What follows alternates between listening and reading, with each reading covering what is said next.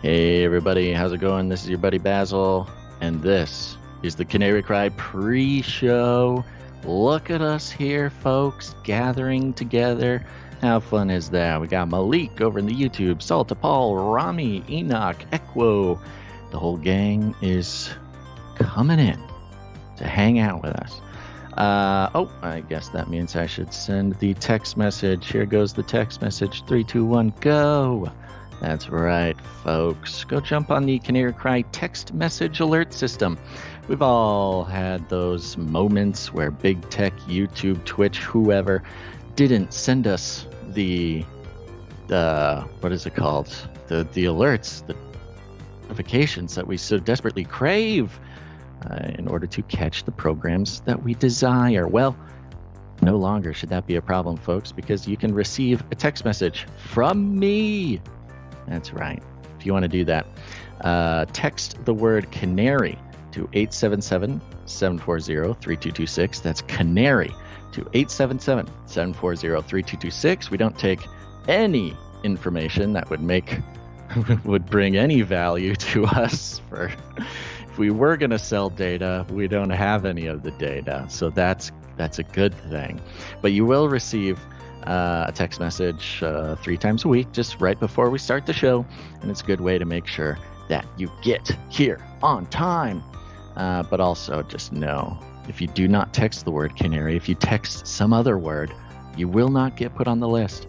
But once you're on the list, you can text that number. I'll see it. I will not respond to it because it's very expensive for me to do so, but I will see it. All right. We're going to get the show started here, and before the show starts, we have a very special piece of media sent to us by the one, the only Sir Darren, Knight of the Hungry Panda. And if you're not following Sir Darren on Twitter, that's bad. If you would like to rectify that, his Twitter handle is @PandaUpgrade. Panda Upgrade. You should definitely go follow @PandaUpgrade. Because this is a Twitter account pretty much exclusively devoted to creating value for the show. It's just beautiful piece after beautiful piece, and just retweet and bookmark everything that he puts out, because it helps us out a lot. @PandaUpgrade. All right, episode 700. Take it away, Gons.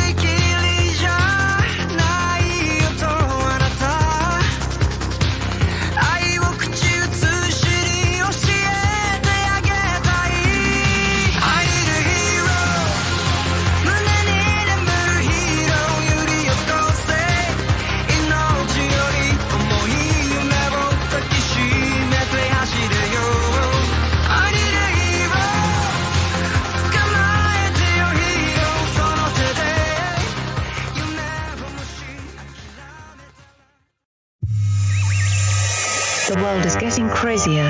People are acting more and more insane. The end of the world is tomorrow. Tomorrow. There's only one thing to do when the world is falling apart.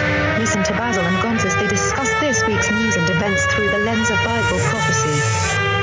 You are listening to Canary Cry News Talk. You're listening to Canary Cry News Talk. Today is December 20th, 2023, and we are live to tape on this, episode 700. Whoa. And today, checkmate, signing on from off the grid, razzle dazzle. I'm your best buddy, Basil. And you're not crazy, right? I hope. Oh, yeah, and you're not crazy. I think you almost lost your mind there. Whoa.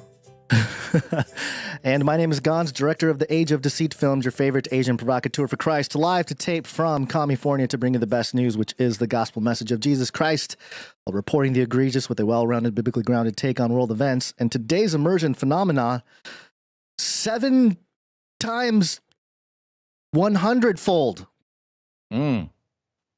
which is Sounds 700. So prophetic. It's so wonderful. Yeah, I can't believe we're at 700 episodes. It doesn't even compute in my brain.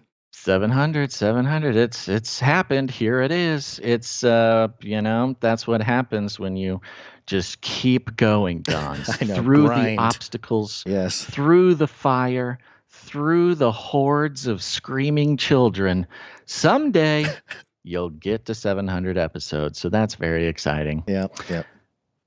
Okay, well, we don't have much to say to start off here. I don't think this will pretty much be a regular episode. In celebration of our 700th episode, we will bring you a totally normal episode a little bit later in the day than usual, but maybe that'll make it so some of the latecomers can get here on time. Yep. And as usual, we should go ahead and let YouTube know just how fondly we feel about their rules. It's time for a disclaimer. Now listen up, YouTube. That's right. And just for all the content moderators and censorship managers out there, be they robots or humans, everything you hear on this show comes directly from the mainstream corporate news media. We do not claim to be experts on healthcare, geopolitics, military strategy, corporate law, or the moral and ethical implications of any of these topics, nor do we implicitly or explicitly support or subscribe to any sources or narratives containing misinformation, disinformation, or malinformation, as defined by the Department of Homeland Security. We're good boys. All right, YouTube, we're good boys. That's right, Gons. And for the 700th time, let me give you a rundown. I don't know if that's true. We haven't been doing rundowns that long. It's a fairly new aspect of the show, actually. But that's okay. Oh, look, here's Basil. Let me bring you up to speed. All right, folks, you may have noticed we have not been covering a whole lot of the Trump indictments, the pre-election trials, things like this, honestly, because we had to save our strength. Next year promises to take up quite a bit of the show with that sort of stuff. But today we'll be catching up on some fairly important and big news when it comes to Trump and his various legal troubles, particularly over in Colorado, and what that means for you. And then space. Don't worry, space. Flippy, well, we usually avoid the prosthetic aspects of the robotic arms, disembodied robotic arms. But today, it's time for a disembodied robotic arm to become embodied. And then after that, some big updates in the Bitcoin world. Don't go. Don't leave. It's very important and will become a big part of your lives starting next year. Quick touch on Elon and his trickery when it comes to surveillance apparati and you. There's no avoiding it, folks. And then at the end of the show, UC Davis professor SETI, 20-minute conversation with a humpback whale in the wild. You want to see a university professor talk to a whale for a while? Well, good. You're in the right place. But first, Gons, our lead stories. Here we go. Sorry. Delay. Poly. It's Latin for many. Tick. They'll suck your blood. They'll suck Politics. your blood. am Innocent. They're coming after me. Whew. Shakes me every time I hear that. I have it very loud in my headphones. So powerful. Yeah. So of course, like you mentioned in the rundown there, we haven't been talking point by point, punch by punch when it comes to the Trump indictment stuff, largely because there's a lot going on. We can't cover everything. There's a lot of people covering politics, and we'll talk about it when it matters. And I think 2024 will be one of those years that does matter. We have to talk about various issues, and I think we'll be forced to take stances on issues, which is part of the politicization of I everything. don't know about take stances, but perhaps Well, you're right. at least logically understand a side that makes more sense than the other, stuff like that. Yeah, we're here for game time politics, Yeah, right. not intra-inning politics. Yeah. And with that in mind, I do want to talk about something. I don't know if this is an official label for something that exists out there in the realm of politics in terms of political science. I was not a political science major. I don't know. But is there a concept or idea of presuppositional politics? There has to be, right? It makes all the sense in the world. Why don't you just define that for someone, Joe? Presuppositions is the assumptions or beliefs that are taken for granted without proof. So in a philosophical argument, presuppositions are the underlying beliefs that form the basis of further reasoning or debate. So it's sort of like your premise as you tackle an issue. And I bring it up because this whole Trump thing in the courts and the 14th Amendment and everything, it all hinges on presuppositions, like what you believe, like who you believe Trump is, what you believe he did in terms of Jan 6 and all that. That defines how all this plays out. So I think it's just an important lens to look at this stuff through. Yeah, I mean, if the presupposition that they have spent a lot of time and energy on is that Trump is Hitler. Right. And so therefore, if you've programmed into the minds of people that Trump is literally Hitler, then anything he says or does is then run through that filter before, it doesn't matter how he meant something or why he said something. He did it because he's Hitler, and you take it into that context automatically. Something like that, you mean? Yeah, exactly. So, okay, I have a clip here from Jamie Raskin. He was on MSNBC. He's pretty well known to be sort of the, anti-Trumper type. That's a constitutional scholar. He's a congressman. And they gave him a montage because they introduced him as, the guy who was always saying that the 14th Amendment can be used for Trump to, get him off the ballot or get him, unelectable in 2024, things like that. So they start with his montage when he was on MSNBC and CNN and all that kind of stuff. And then they go into a little interview portion of him to describe, you and I, Basil, have had our called it moments.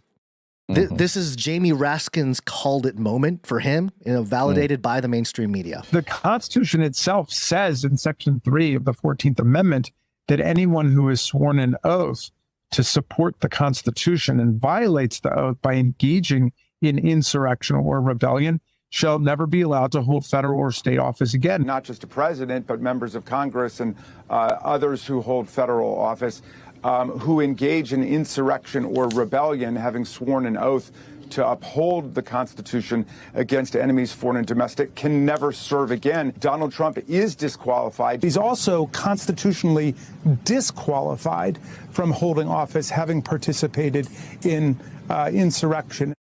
Joining me now is Maryland Congressman and member of the January 6th Committee, Jamie Raskin. Congressman Raskin, does it feel like some version of vindication here to see the Colorado State Supreme Court rule this way?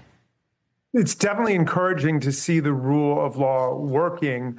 The Colorado Supreme Court justices in the majority did a really sensational job of answering every legal question and reconstituting what happened on January 6th to explain why Donald Trump did engage in insurrection within the meaning of Section 3 of the 14th Amendment. But it was a very powerful and exhaustive opinion dealing with everything from, is this really just a political question, up to Congress, to the question of whether the president is an officer under the Section 3 of the 14th Amendment, to whether he'd in fact engaged in an insurrection and what an insurrection means. So I was very pleased that the rule of law was vindicated by the Colorado Supreme Court in this way. And I would think that any U.S. Supreme Court justice who looks at this case through either the prism of textualism or the prism of originalism, would find that the Colorado Supreme Court has been extremely faithful to the text of the U.S. Constitution and also to the original meaning of the words that were put in by the framers of the 14th Amendment. Yeah, there's an extended section about what an officer meant to the framers. It is a very exhaustive opinion. It is one for the history books.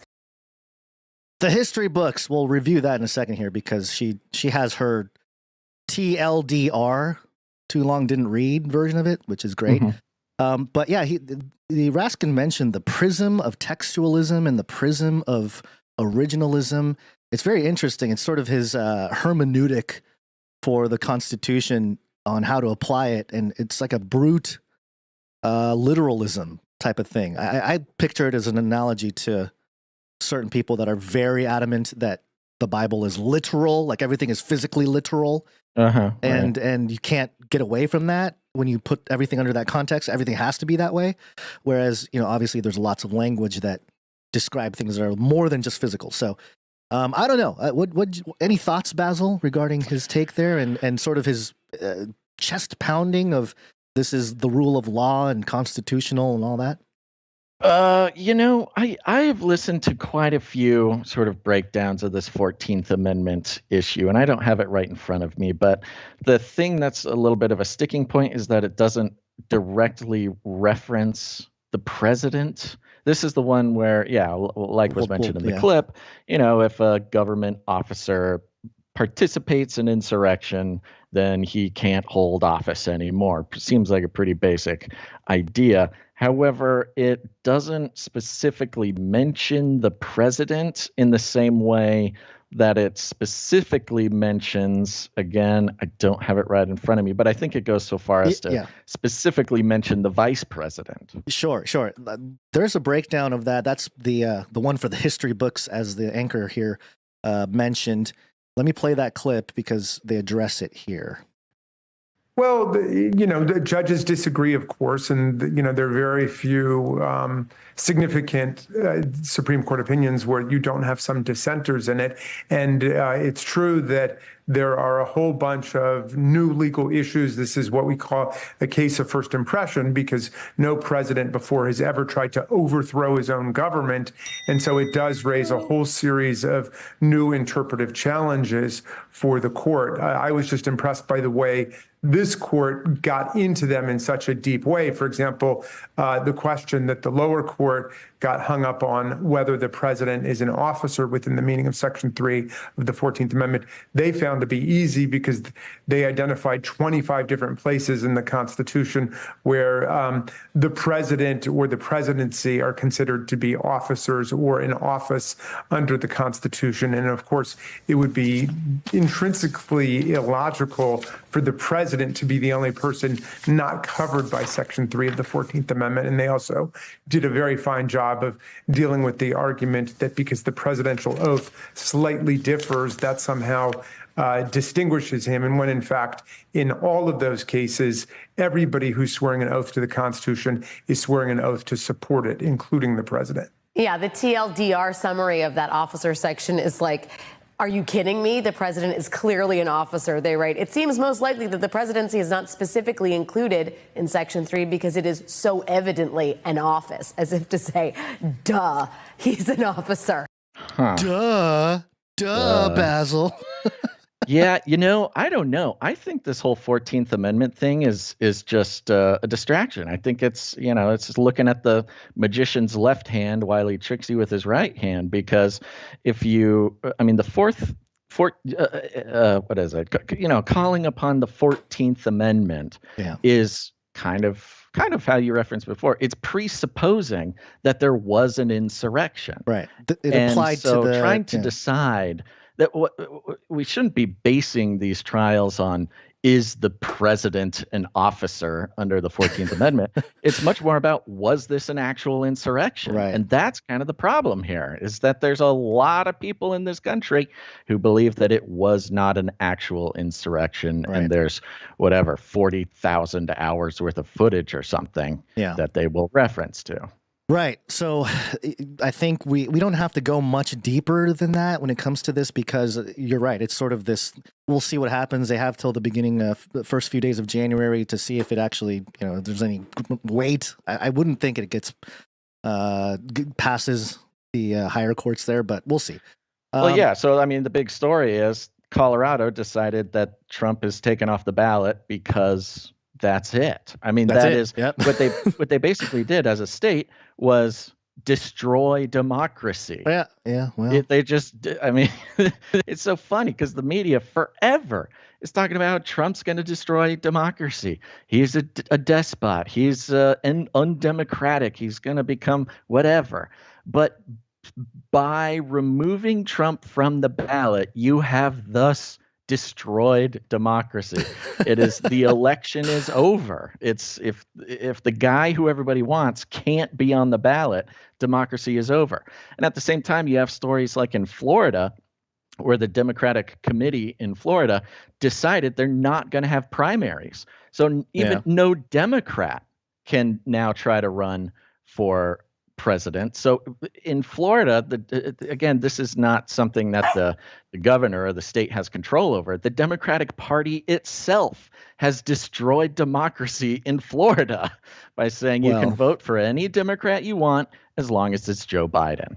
And that's been the thing about this right-left paradigm for the last 10 years, sort of the inevitable outcome of the logic behind wokeness and all this kind of stuff, which was this teardown of the country and the principles that at least we were taught, good principles, some would argue biblical principles, that all that would be destroyed and demolished. And while claiming that it's the Republicans doing it as they do it. Of course.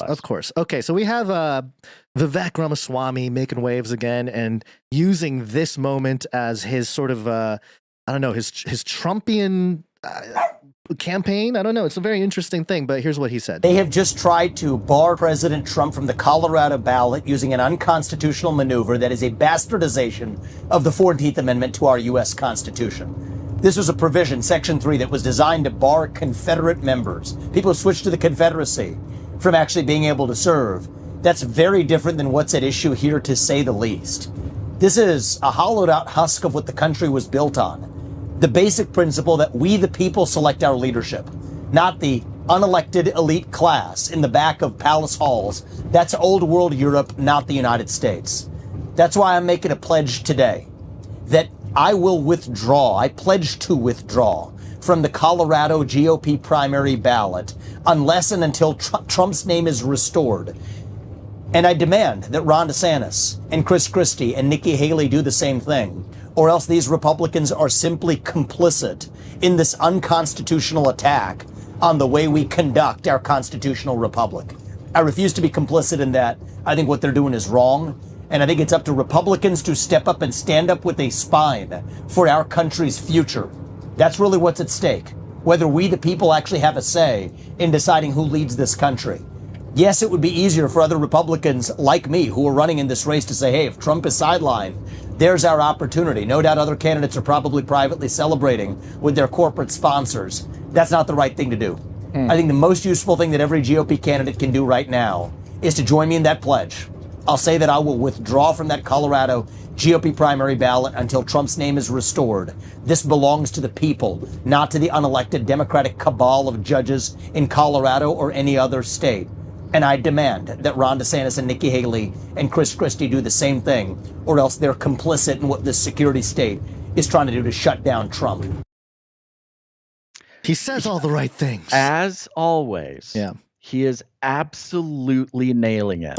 And he kind of laid low for a little bit the past couple months, but came back with a vengeance in the past couple weeks.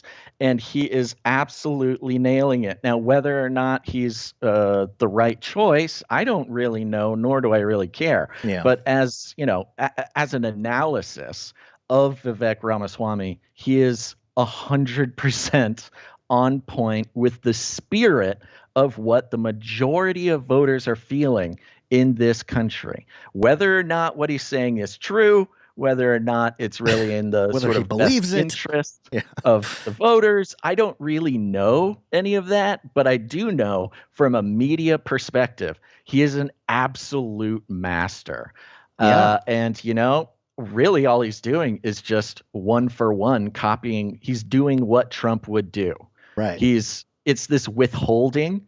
I mean, Trump is very withholding. It's what triggers a lot of liberal people about Trump is that he's sort of this father figure who will withhold himself from the family, kind of, you know, if the U.S. is the family or the Republicans even, he will withhold his attention, withhold his participation, and it drives everybody absolutely bonkers and works only in his favor. And Vivek is kind of like the eldest son, sort of copying the father in how to wield power.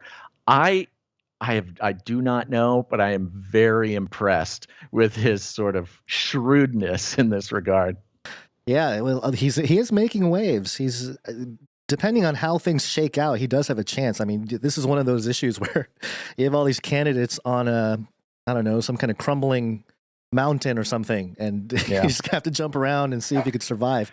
Well, especially because recently there's been a lot of talk at AmFest and a lot of Republican platforms. There's a lot of talk about what it would look like to have Nikki Haley vice president to the Trump ticket. Yikes. And the party is entirely split on this. There are some people, big Trump voters, who say, hey, if Nikki joins the ticket, we're not voting for Trump, like taking very strong stances, which is divide and conquer.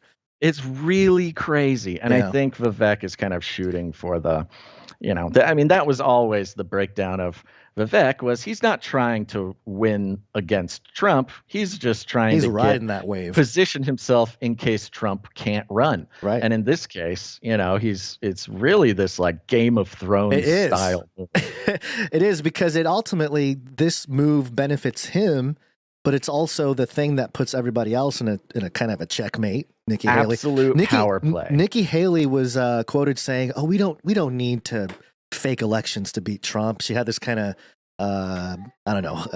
hubris to her, you know, that she always does. So that was her response. I didn't see any of the other people. Well, she's got all that corporate backing, you know. She can afford to. Corporate voices, man, they just instill so much confidence in whatever you believe. It's just incredible to see. But, and of course, this is going to go all the way up to the Supreme Court, which is something that we've been following for a long time. Do you think you'd be able to scoop the Supreme Court jingle? Oh, the Supreme Court. Yes, I'll probably be able to find it. Yeah. Once you get that for a second.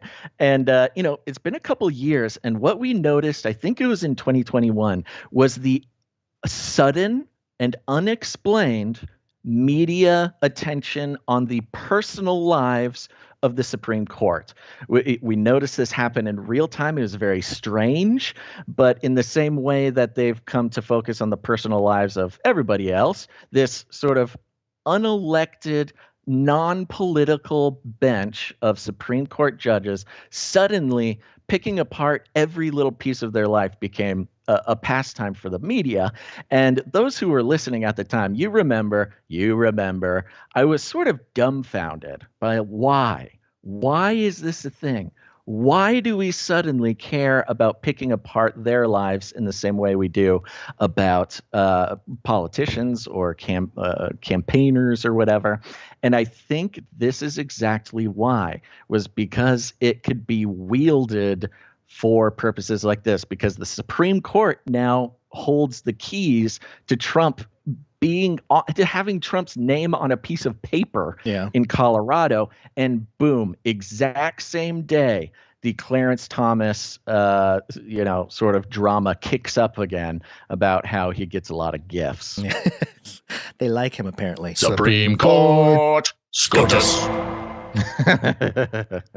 I love that one. Yeah, and it makes sense because it's not just narrative that's being wielded here, and especially in politics, it's ideology. And ideologies can actually divide and change the course of policy and things like that. So that's kind of what we're seeing.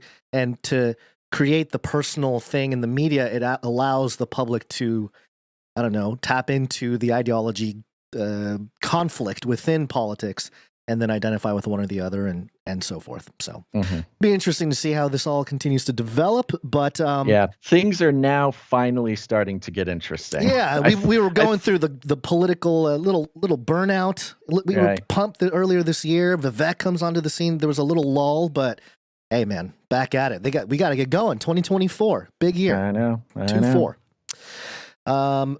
Speaking of big year, look up. Space. Wanna go to space? There's a clip that was being shared by Mario Nawfal on X, Twitter. He's one of these influencer guys that facilitates X spaces and all this kind of stuff. He posts about all kinds of things, the Middle East and what's going on there. But he posted this huge siren sign. NASA unveils stunning new images of Uranus. NASA's James Webb Space Telescope captures a breathtaking, Basil, new image of Uranus, showcasing its majestic rings and moons in unprecedented detail. The image, described as a glowing blue marble rippling into a black ocean, uses JWST's infrared filters to reveal unseen wavelengths. This remarkable view highlights Uranus's elusive Zeta ring, its faint and scattered innermost ring, and a striking north polar cloud cap. Among the 14 visible moons are Shakespearean-named celestial bodies like Oberon, Titania, and Miranda, adding to the mystique of this distant world. NASA's advanced NIRC or NIRCam filters, including blue, cyan, yellow, and orange, bring to life details unseen in previous images, setting a new standard in space observation. This is a new standard in space observation, Basil. And if you're watching, it is a grainy, looks like something created in Photoshop, like the first couple versions of Photoshop. It's like a zoom in from, outer space. There's some galaxies in the background or whatever. It zooms into this bright, ringed, circular object. And did it capture your childhood and your imaginations there, Basil? I mean, it kind of looks like a portal out in space. It's kind of interesting. I mean, it's definitely the most engaging picture of Uranus we've ever seen. It's all glowy. It's very glowy, spectacular looking. Yeah.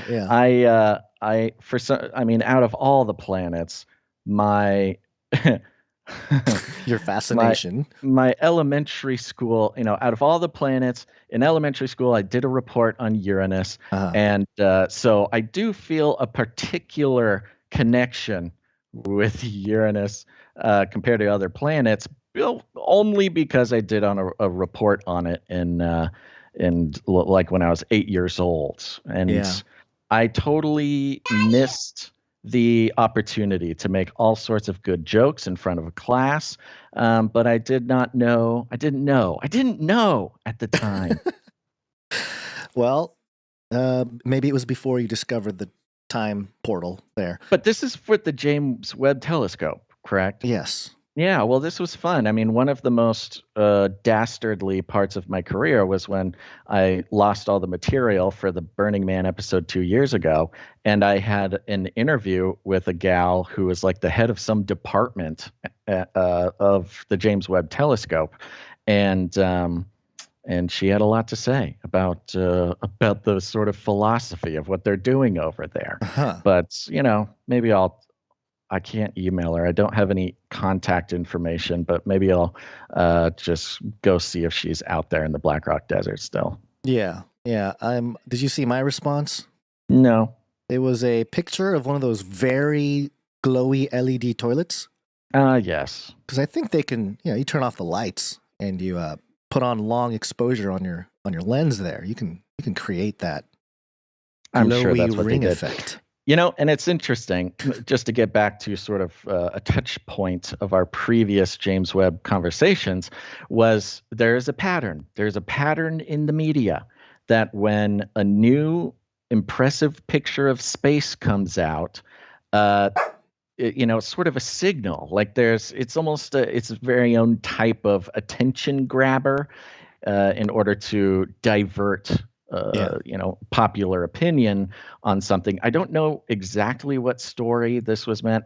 Back in the day when it first came out, we were kind of trying to figure out, like, are they trying to distract from another story, or are they trying to divert attention towards some other event? Yeah, but it was must very be suspicious. It must be some sort of breather, because this account particularly, Mario Nawfal, he's done a lot of crypto spaces stuff, but for the last 2 months, all he's done is Palestine, Israel, Gaza, Hamas. He was doing all that stuff. And so maybe it was weird to be all of a sudden wake up and be, NASA, check out what NASA did.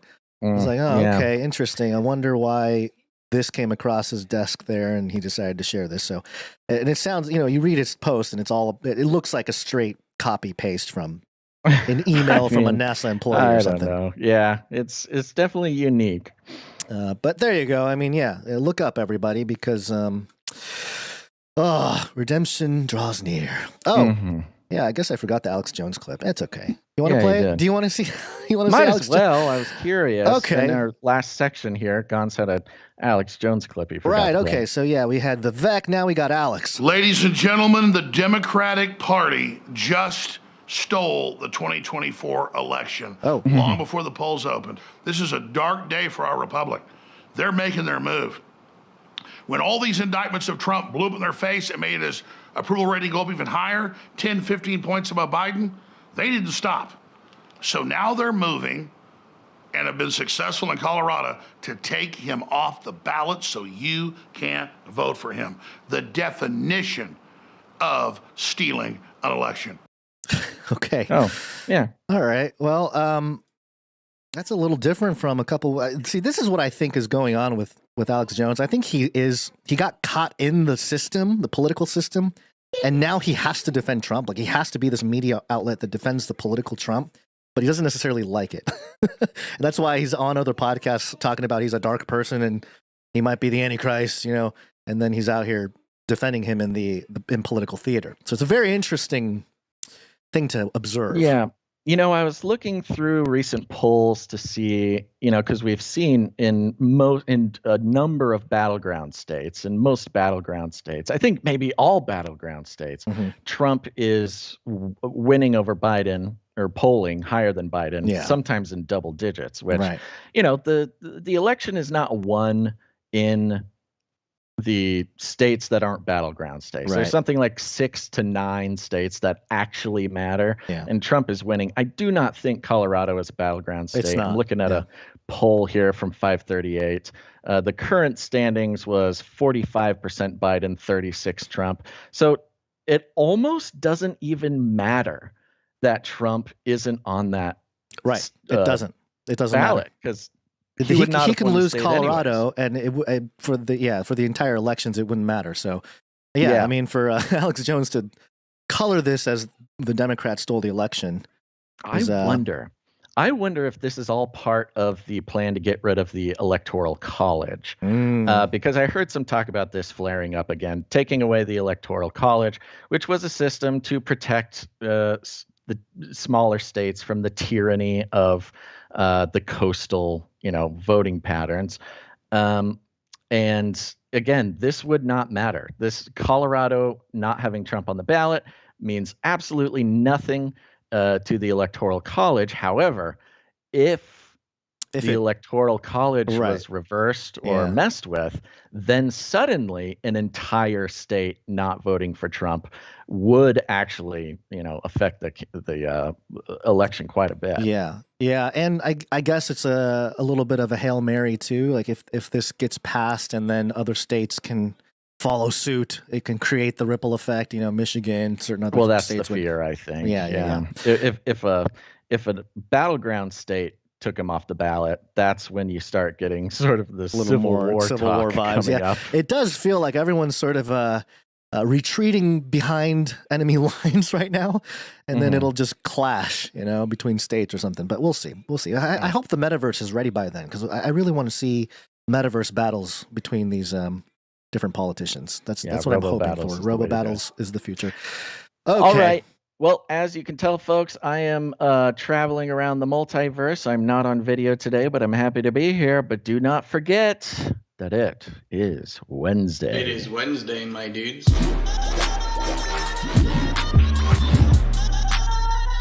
Wednesday. Wednesday. Hey guys, know what day it is? It's Wednesday. Time for the Canary Cry News Talk. Yeehaw!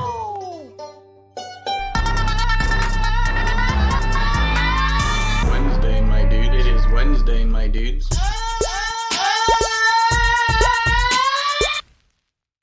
Yep, we're doing it. The holiday travels have gone, so I am out of the office today, but happy to keep the spirit alive here on the show.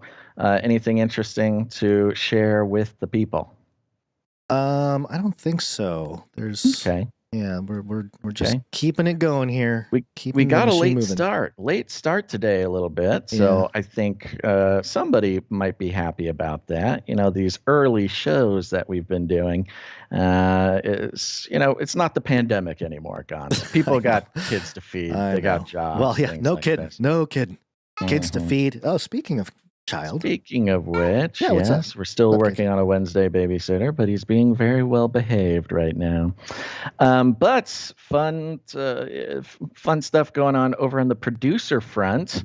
That's right. People have started signing up for the Canary Cry Calendar Pass It Forward program. So if you are hoping to perhaps get a Canary Cry calendar donated to you by an executive producer, go to your inbox, your email inbox. Go to today's newsletter, and you'll find the button on there to sign up. After the good executive producer, LX Protocol V2 is donating 12 Canary Cry calendars. So there should be a nice chunk for people who want them, which is good. I'm glad we'll be able to get more calendars out this year. Yeah, that's amazing. Yeah. And remember, folks, if you're on the Supply Drop or the Babysitters Club, you are already going to be receiving a calendar. And if you sign up, you'll be now to the Canary Cry Babysitters Club or the Supply Drop at canarycrysupply.com. The calendar, you will be receiving it just next quarter. And for the month of December, all executive producers of the show will have the option to receive the Canary Cry calendar or donate it to somebody who cannot support the show. So very exciting. We love getting these calendars out there. The idea that, I think we're in the hundreds now, hundreds of people out there waking up, looking at their Canary Cry calendar and all sharing a moment of knowing that that was the day the CIA began, or MK Ultra was declassified, or a UFO landing happened, or the time that Gantz's baby spilled rice all over the floor. These are the important dates of the year, folks, that you can get on the Canary Cry calendar. Don't talk about the rice, man. It still hurts. And speaking of which, the executive producer of last episode, The Sentinel, we know him, we love him, The Sentinel, made a call, presented a challenge, threw down the gauntlet, and asked that, hey, he said, I'm executive producing, and I am challenging other executive producers, specifically 10 of them, to executive produce the show to end out the year strong. And boy, oh boy, there were some people who answered the call of the Sentinel Gons. Whoa, powerful words. I know. So why don't we take a second, thank some executive producers. Executive producers.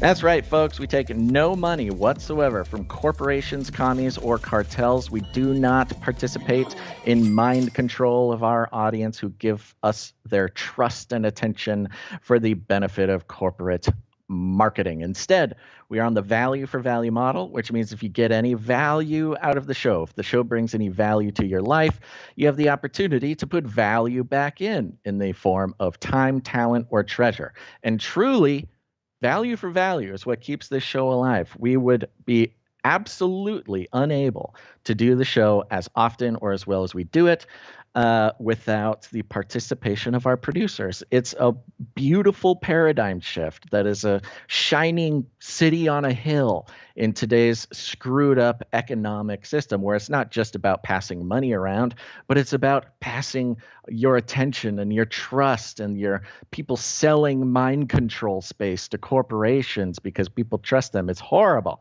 But the paradigm shift that we all can participate in the value for value model not only keeps the show alive, not only sends a message to the principalities and powers that we've had enough of it, but also gives us practice in disconnecting from the sort of beast system way things run. It's a small yet powerful way to prepare yourself, because we will at some point be forced to make the choice to disconnect from the economic system of this world. And value for value is a positive little baby step in that direction. So you can produce with your time, your talent, or your treasure. You can go check out more at canarycry.support. Canarycry.support. Yep, and executive producers are producers who have come in and they supported the show for $100 or more for any individual episode. That's why we thank them here at the top, because they're very special. And they will be receiving a Canary Cry calendar as well. You ready? Ready to go. Starting with the one, the only, the master and commander of executive producers himself, Sir LX Protocol V2, now to the Berean Protocol.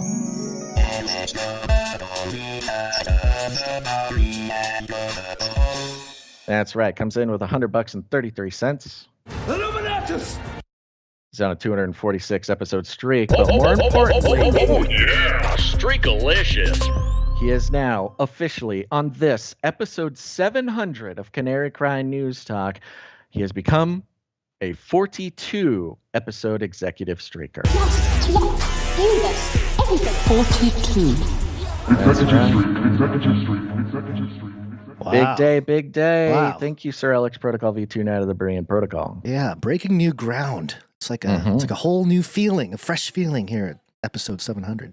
It's incredible. It's a new era. Thank you. Yes.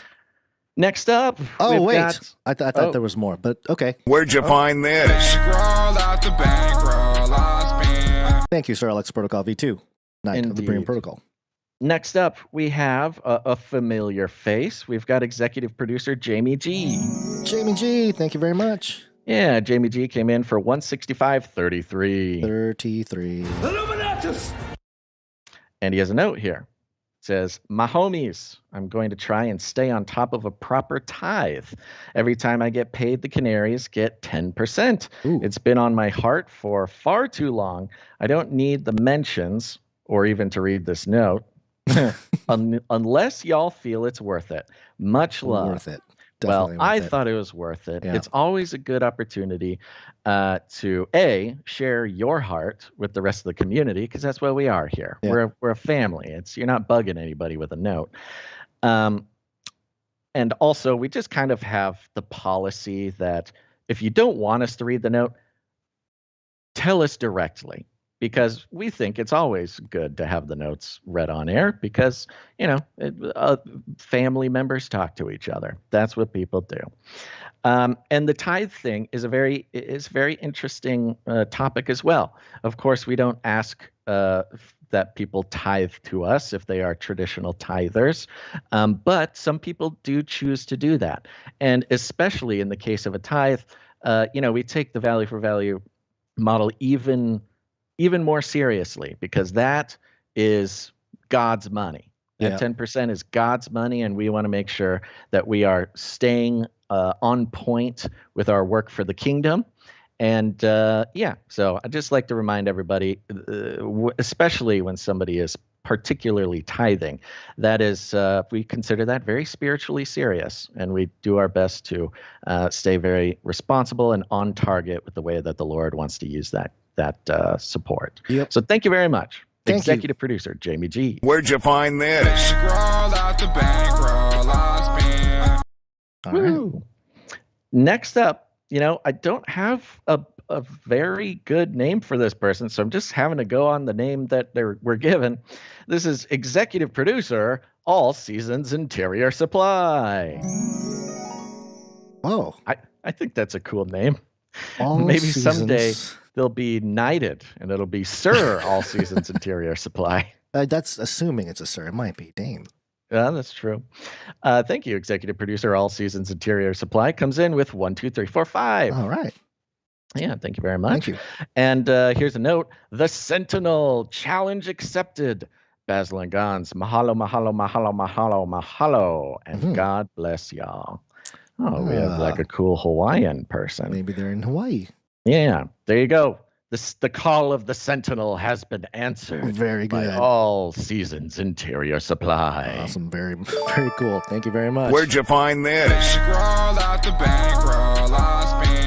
I heard Zuck was trying to build like an underground bunker out there in his Hawaii property. Yeah, it's interesting because we've known about Zuck's bunker for many, many years. Yeah. He started working on it in 2014. Yeah. And for some reason, it made it back in the media. And as everybody's suddenly talking about Zuck's bunker again. Yeah, well, it's the waves. The truth comes in waves. You can't, the population at large cannot take the truth all at once. It takes a few years to consume. Some interesting connections with the Lahaina fire there, too. Yeah. Okay. Thank you very much. Thank you. Next up, we have executive producer Sir Darren, Night of the Hungry Panda. Oh, Sir Darren. Yeah. Thank you. Comes in with a nice round number, so we won't disclose it. He has a note here for CCNT episode 700. And again, the Sentinel challenge accepted. Wow. The call of the Sentinel is being answered. Powerful. Yeah. Yeah. P.S. Please pay it forward for the 2024 calendar. Have a great day. There you go. There you go. Sir Darren put his calendar towards the pay it forward program. Awesome. Thank you very much, Sir Darren. Where'd you find this? Next up, we've got executive producer Sir James, knight and servant of the Lion of Judah, defender of the destitute and the helpless. Thank you, Sir James. Yeah, Sir James came in with 10111. 10111. That's like a 11. But add 90. I don't know. It's like binary. I'm getting confused. Like binary. Okay. Yeah, and Sir James sent a note here. Thank you so much for your ministry in a time of doubt and fear in this 5th generation war. You guys are a light shining bright for everyone to see. I am so blessed to have discovered you, Gons, from Face Like the Sun, and Basil. You have helped me discern the information coming at me from all sides. May God continue to bless this powerful ministry. I hope this donation of 10111 helps you. Once again, thank you, your brother in Christ, Sir James. Hey, thank you very much, Sir James. That's very special. Appreciate that. What a nice sort of vibe to end of the year on, Yeah, it's good. Very good. Thank you, Sir James. Where'd you find this? Let's see here. This may be the last one, but we have executive producer Sir Marty K, Night of the Wrong Timeline. Sir Marty K, thank you. Yeah, Sir Marty K comes in with a nice round number and simply says, challenge accepted, the Sentinel. Aha. No, So no picture from, or like some kind of poem media. or No, okay. He usually sends media. No media this time that I saw. But thank you very much, Sir Marty K. Executive producer, Sir Marty K. Where'd you find this? Love it. Yeah. Well, there you go. That's at least 3 explicit calls from the call of the Sentinel. And I think we'll add the other 2 in there. So, the call of the Sentinel is halfway done. He challenged 10 producers to executive produce by I think he said Christmas, but at least by the end of the year. And today that's 1, 2, 3, 4, 5. Yeah. Okay. Halfway there. Still looking for 5 more souls to answer the call of the Sentinel. We should have a horn or something. What was that? A trumpet? No, the device that we talked about at the end of the Ireland episode. That horn. Yes. I forget what it's called, but yes. Yeah. We should get one of those just to have. Sure. You need that is something we can invest in. You to just have that and play it on air. I mean, what other podcasters doing that? None. Exactly. And that's ridiculous. That's what podcasting is. That's ridiculous. Missing. The guy in the googly. Well, I guess you're not in it today, so loud, amateur, ancient horn blowing. Other than the executive producers, it's a pretty short list, so I'm just going to finish it out really quick. A couple more producers coming in. Under the executive producer amount, starting with producer Palmer C. Palmer C. Yeah, Palmer C comes in. Nice round number. And a note, happy 700th, dear Canary boys. Awesome. Thank you very much, Palmer C. Thank you. Glad to see you around again. And of course, we've got producer Malik. Malik. Thank you, Malik. Yes, thank you, Malik. I did not see a note from Malik, but he is watching live today. So awesome. Holla, Malik. It sounds like he's feeling a little sick. A little sicky. So we'll pray for you, Malik. Yeah.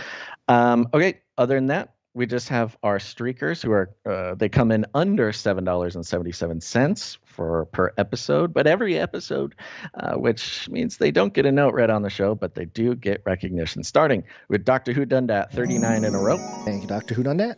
Sir Morv, Night of the Burning Chariots, 312 in a row. Thank you, Sir Morv. Veronica D, 342. Thank you, Veronica D. Dame Gale, 336. Thank you, Dame Gale. Sir Scott Knight of Truth, 366. Thank you, Sir Scott. Sir Casey the Shield Knight, 381. Sir Casey the Shield Knight. Sir Casey the Shield Knight. There you go. Thank you so much to every producer who decided that this show is valuable to them and putting value back in. And out there somewhere is a person listening who's been listening for a while. They're getting value, but producing the show has never been an option for so many reasons. But suddenly they're thinking, perhaps, what does that sound? What does that sound? And they hear the call of the sentinel, and they're thinking, well, I've been listening for years, and perhaps now is the time to support the show and answer the call. Maybe that's you. Either way, you can go to canarycry.support to learn more. Canarycry.support. Flippy. Flippy. Flippy time. Flippy update. Do you want fries with that? That's right, time. Talk It's to folks, time. We should do that for more. The Flippy update. That'd be a cool activist group. Yeah. Folks for Flippy. Folks for Flippy. Anyway, it's time for the Flippy update. Flippy is our colloquial name for the disembodied robot arms that are taking our jobs, enslaving our children, and flirting with our spouses. We use talking about Flippy as a way to explore all the new, fun, and exciting ways that robots are taking over the world. And now there's nothing we can do about it. Today's Flippy update. I'm going to keep this one snappy, but it's a little bit of a nice one. Coming from islandernews.com. Islander News. Listen up, Islanders. The headline is Veteran Raises Pint for the first time in years thanks to new robotic arm. Bit of a warm and fuzzy story here. An Army veteran who lost the use of his hands has been able to raise a Christmas drink for the first time in 3 years thanks to a new robotic arm. John Newcomb, 60, called the magical 50,000-pound device the best present he could have wished for after it was donated by the charity Help for Heroes. Now, I don't think Help for Heroes is specifically focused on giving robots to veterans, but it does give me a very good idea for a charity. The ex-squatty was struck down with neurological disease, multiple sclerosis, thought to have been made worse by injuries sustained in a blast when he served in Northern Ireland in the 1980s. Whoa, some connections across the board here, folks. The cruel condition robbed him of the ability to walk and in recent years left him unable to use his hands. But his new device mimics the smoothness of a human arm. Now, this was an interesting one. Yeah, go ahead. Sorry, what were you going to say? No, I was just going to say the smooth movements of robots that they've seen on film, Yes, of course. Smooth move. Now, here's the thing. It's kind of a policy for the Flippy update to not talk about prosthetics. Just because I don't want to, mostly. But so, when there's a prosthetic thing being boasted about, we kind of let it go because we don't need to be talking crazy about somebody's right. So new like every prosthetic arm is they're transhumanists, they're evil Satanists. Like that's not really sort of the thing we want to do. So not the vibe we're trying to bring. Yeah. But in this case, we thought it was very interesting. And the joy of the Christmas spirit. This is not a robot. This is not a prosthetic arm. The man has both of his arms, and the arm is not connected to his body. It's connected to his anything? No, it just sits on the table, I think. Or is it in his wheelchair? He's in a wheelchair. Okay. Yeah, it looks like it's attached to sort of his the wheelchair device system. Thing. Yeah, the whole thing that he's got going on. Yeah. Yeah, so it's really kind of a little buddy. He's got like a little pal, which is a flippy arm. And his language about it kind of raised some eyebrows with me, but at the same time, let's remember, this is a warm and fuzzy story.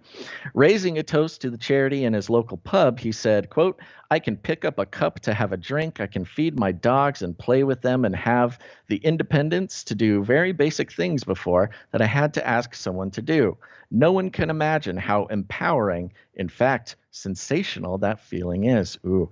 So what this man is feeling is what the robo propaganda wants us all to feel, which is empowered by the robots. Empowered and warm and fuzzy at the same time. Yeah, he's sort of a good metaphor for how we are meant to feel about the robots, even if we have use of our arms. You know, the robots are here to empower us and to make us feel warm and fuzzy. When my body was broken, Help for Heroes gave me a new one. They gave me a new pair of legs in the form of my wheelchair, and now a new arm.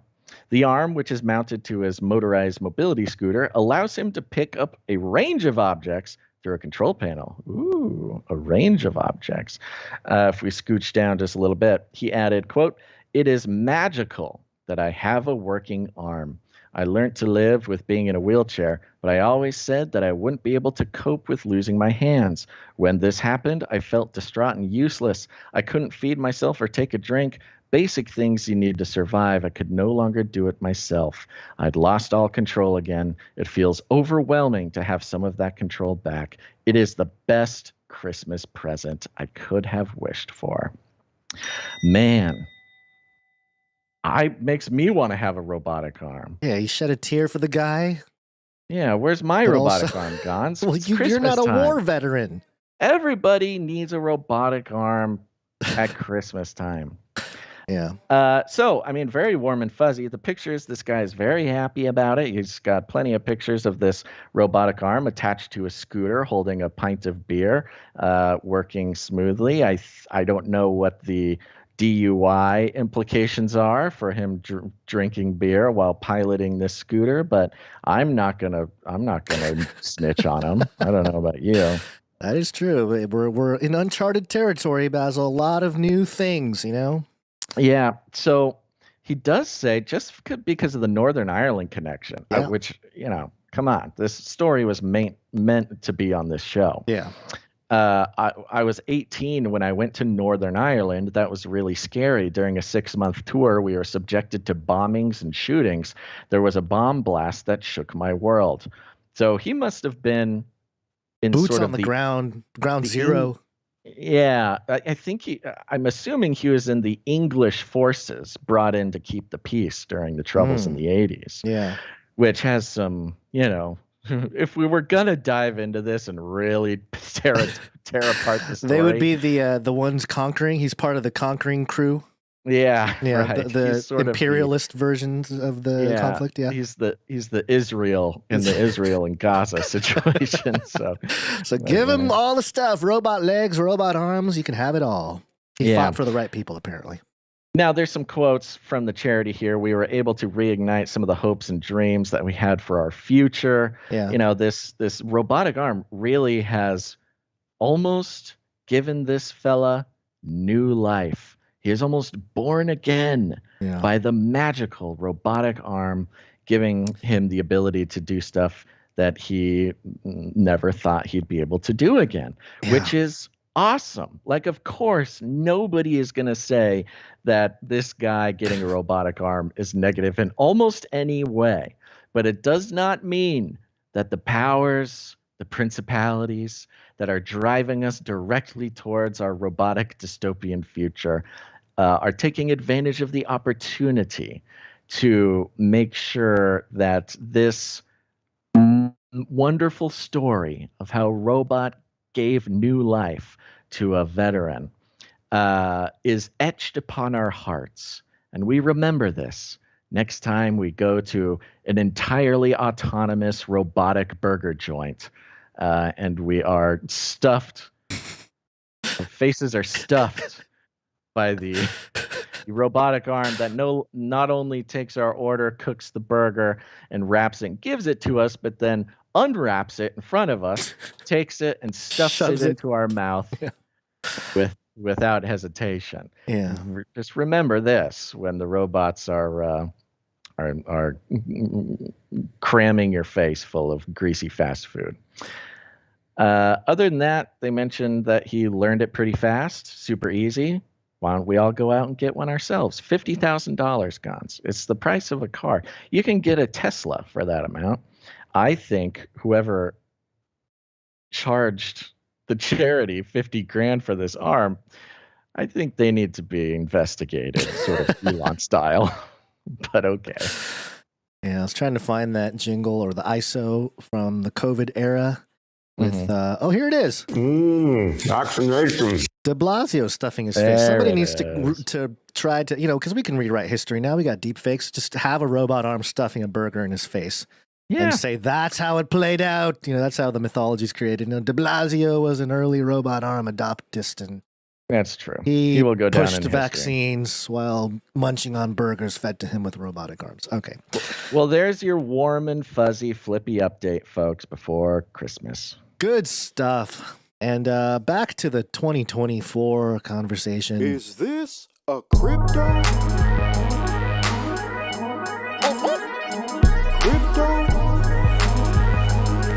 Do I look like I know what a crypto is?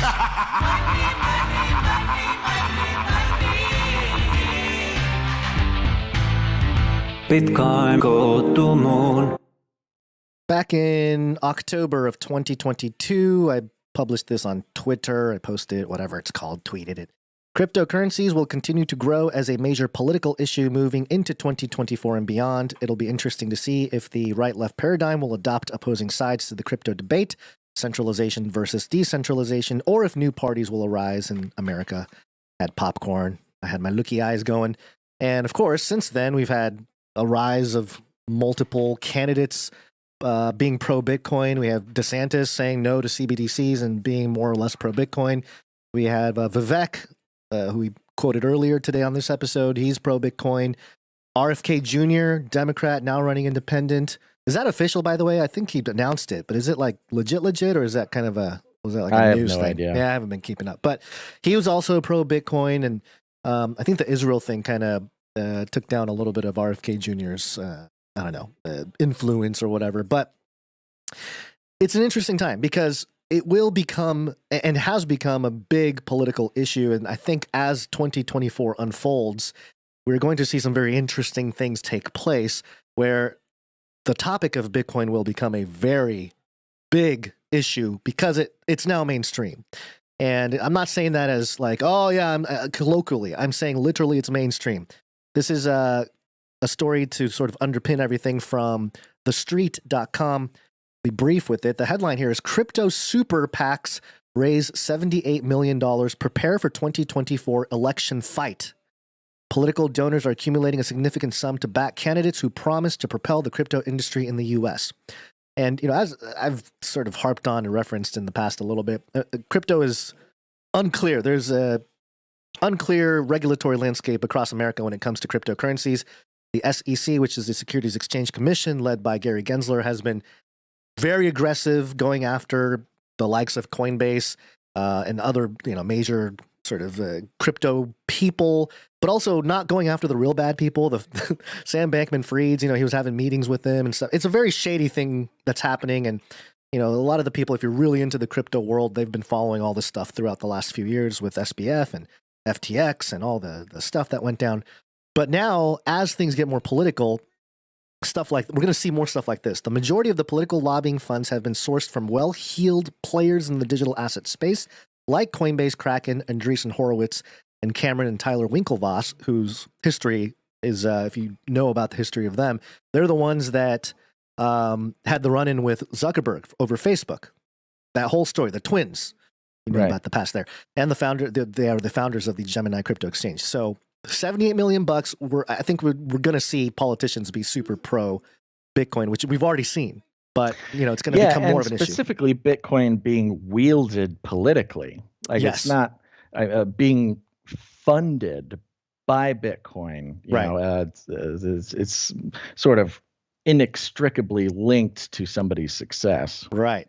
And so it'll be interesting to watch what Trump does with it. Trump has not been pro Bitcoin in the past, but he did have his Trump NFTs published on the Polygon blockchain. And he's doing all that stuff. He's doing NFTs, Basil. He had his third set of NFTs. And I should probably pull up that ad that he had. For it. It was pretty funny. Where if you buy the whole series of NFTs, he sends you a trading card with a piece of the suit that he was arrested in. Oh, put it in a frame. Good. Put it in a vault. Never touch that thing. It's Trump essence on a suit. But okay, so the reason why, again, mainstreaming, this is coming from Forbes.com. Headline, Bitwise reveals Bitcoin ETF advert signaling mainstream transition. Do you remember the most interesting man in the world commercials? Yes, the Dos Equis guy. The Dos Equis guy. Well, he was hired for this little spot here, which I had ready, and now it's missing. I must have closed it on accident here. Yeah, that's great. This is very interesting. The photo at the top here, it's the most interesting man in the world standing next to a bookcase, and the bookcase is sort of diagonal and kind of funky, almost like something you'd see at Disneyland or something, and it has books flying out of the bookcase, sort of open like birds spread wide. They are really leaning in to sort of the whimsy of the most interesting man in the world. Yeah, here's the here's the ad. It is very short, 15 seconds, and I even cut it down to even shorter than that. You know what's interesting these days? Bitcoin. Look for Bitwise, my friends. Okay. I think we're about to see. So what's happening with this ETF is basically it's a vehicle for your traditional Wall Street and sovereign offices, people with a lot of money who traditionally couldn't invest in Bitcoin because there's no regulatory clarity. Well, they can now start investing in Bitcoin and do so in a way where with ETFs, the way it's structured, they have to buy the actual Bitcoin that is ordered off the market, and that there's some crazy predictions out there. It's kind of like paper gold. It is paper gold, but of course, paper gold, when gold had its ETF, it went on like a 5-year bull run and went absolutely insane. And then it got crushed and controlled. I think that's what they're trying to do here with Bitcoin. We're going to go on a crazy run, get all the Bitcoin into the hands of people that control everything, trying to sell it, trying to buy it off people like us, Basil, people that have been front running sales. You make Bitcoin so expensive that it would be insane for people like you and I not to sell. Yeah. And so they can kind of scoop it all up. That's the game. That's the game being played. And it's going to come as part of, in 2024, the Bidenomics. We've been hearing Bidenomics all year, and we've been saying, this is nonsense. Biden's economy has been horrific, but they're going to print money this year. We already know the Fed said that they're pausing the rate hikes. They're going to do rate cuts this year. So as the rate cuts go down, there's more liquidity in the market, risk on assets. People start investing in them. So things like crypto will start going bananas this year. And that'll be the final, attempt to keep Biden in office. It's, oh, look at Bidenomics is working. Look at our soaring stock market. And look at all these people in crypto getting rich because of everything. Which is interesting because it's sort of a double play. As these institutions like BlackRock get involved, they are playing this sort of shadow war with common citizens, because I think they tried to kill it before, and they figured that we can't really destroy the Bitcoin network. It's too decentralized. People all over the world are hold it.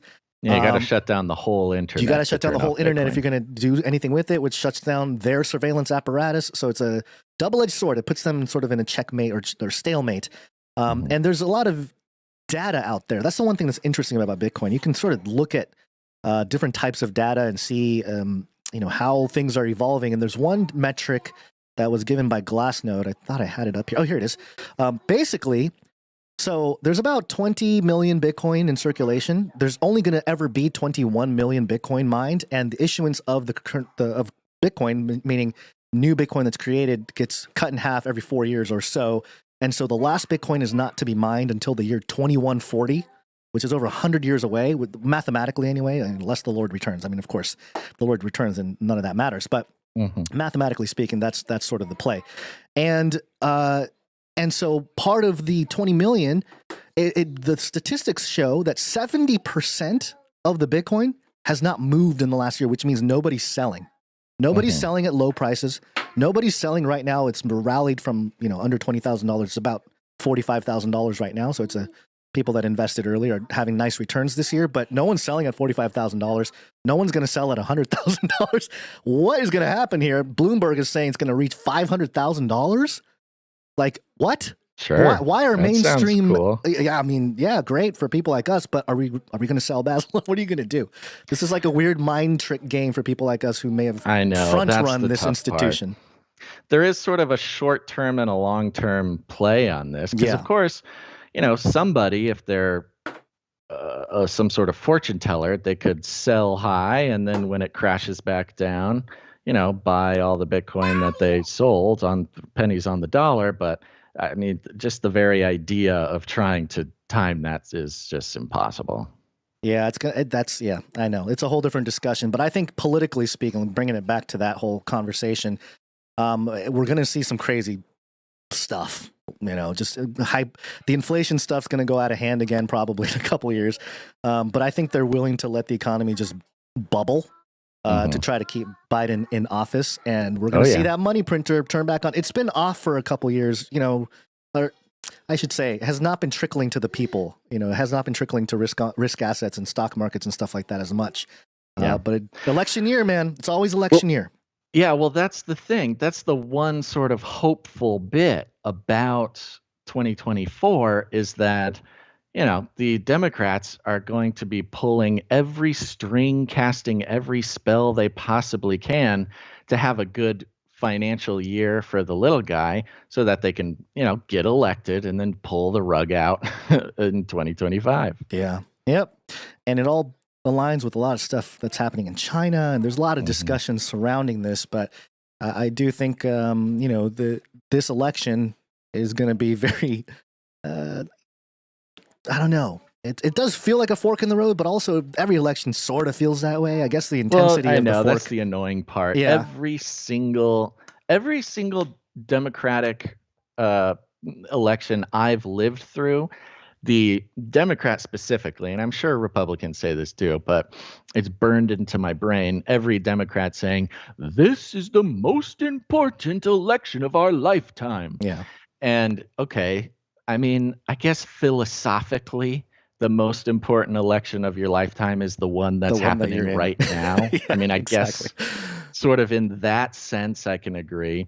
But this one promises to be a wild year. It's just the technocracy rising, the technological changes that are coming to affect money now. Everything has been affected by the internet. The only thing that has not been truly, completely transformed is money. So that's, it's been the conversation for a while now that it's the money's already flowing into these alternative assets, and we'll see how it goes. Jamie Dimon recently was talking to Senator Elizabeth Warren. Elizabeth Warren just came out with a bill that tries to shut down crypto entirely in the U.S. Thanks, Warren. Yeah, thanks, Elizabeth Warren, who says she's fighting against the banks. Well, the whole thing was drafted by like a banking commission or something. It's like, of course, Elizabeth Warren, like what? You were completely lost. Your whole rise to influence in politics was based on against the banks and all this kind of stuff. And now she's just a mouthpiece for the banks. And it's really sad to see. But it's pretty wild. She actually posted something on X about this. She said, crypto companies are spending millions building an army of former defense and law enforcement officials to lobby against new rules shutting down crypto-financed terrorism. Oh, boy. Woo. This revolving door boosts the crypto industry, but endangers our national security. You want to handle that? Yeah. There's community notes here. Yeah, okay. Let me jump over to the community notes. See, folks, that's why there's two of us. Oh, goodness gracious. Yeah, okay. Crypto companies are spending millions building an army of former defense and law enforcement officials to lobby against new rules, shutting down crypto-financed terrorism, of course. This revolving door boosts the crypto industry, but endangers our national security. So pulling out the classic, only criminals use crypto. Yeah, only, nonsense. What are you, a terrorist? Nonsense. And then, the community notes here is a fun response. Cryptocurrency is objectively less than 1% of all monetary illicit activity. I mean, it's especially rich coming from a congressperson. I know. We've had a couple of those today. Ones that are vocal and wrong, apparently. But so we'll have to see how this all plays out. Jamie Dimon of JP Morgan was, the guy who defended Epstein, the guy who has been fined billions of dollars through his company because of all the shady business. He was in a hearing with Warren saying like, oh yeah, if I was the government, I'd shut down crypto. Meanwhile, he's using the Avalanche blockchain to do all this RWA. That's real world asset stuff. So Avalanche is a big layer 1 blockchain that's out there right now. So, okay, they're in that. We know that he invested in Bitcoin weeks after telling the public that if you're an employee at JP Morgan, you'll be fired if you're trading Bitcoin, stuff like that. So they've been trying to accumulate for a long time, and that's why I think it's a win-win for them to pump it as much as possible and then try to get people like us to sell, and then they'll probably crash it again too to try to shake us out again. So the game continues. We shall not sell. I don't know. We'll see, but. We'll just take out enough just to get you a piece of land out in the country. Yeah, give me some farmland. That's the way to do it. Get you out of the city, brother. Yeah, well, I'm not really in the city anymore. Oh, please. Spoken like a true city boy. I'm by the boonies, man. You'd be surprised at how farmish my area is at this point. But okay, attend to your son. Let's go on to this next story. Well, yes, it's regarding. I'm trying to get there. Hold on. I'm sorry. I'm trying to get to the jingle. I'm trying to balance the boy. Here it is. Here it is. You are already sort of a cybernetic symbiote. Neural nets are taking over from regular programming. So you are connected.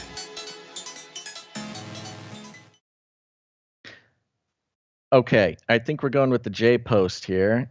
Yes, we are. Here we go. JPost.com, the Jerusalem Post.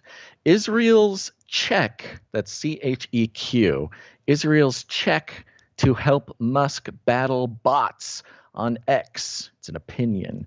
Ooh, Musk battle bots. It's finally happening.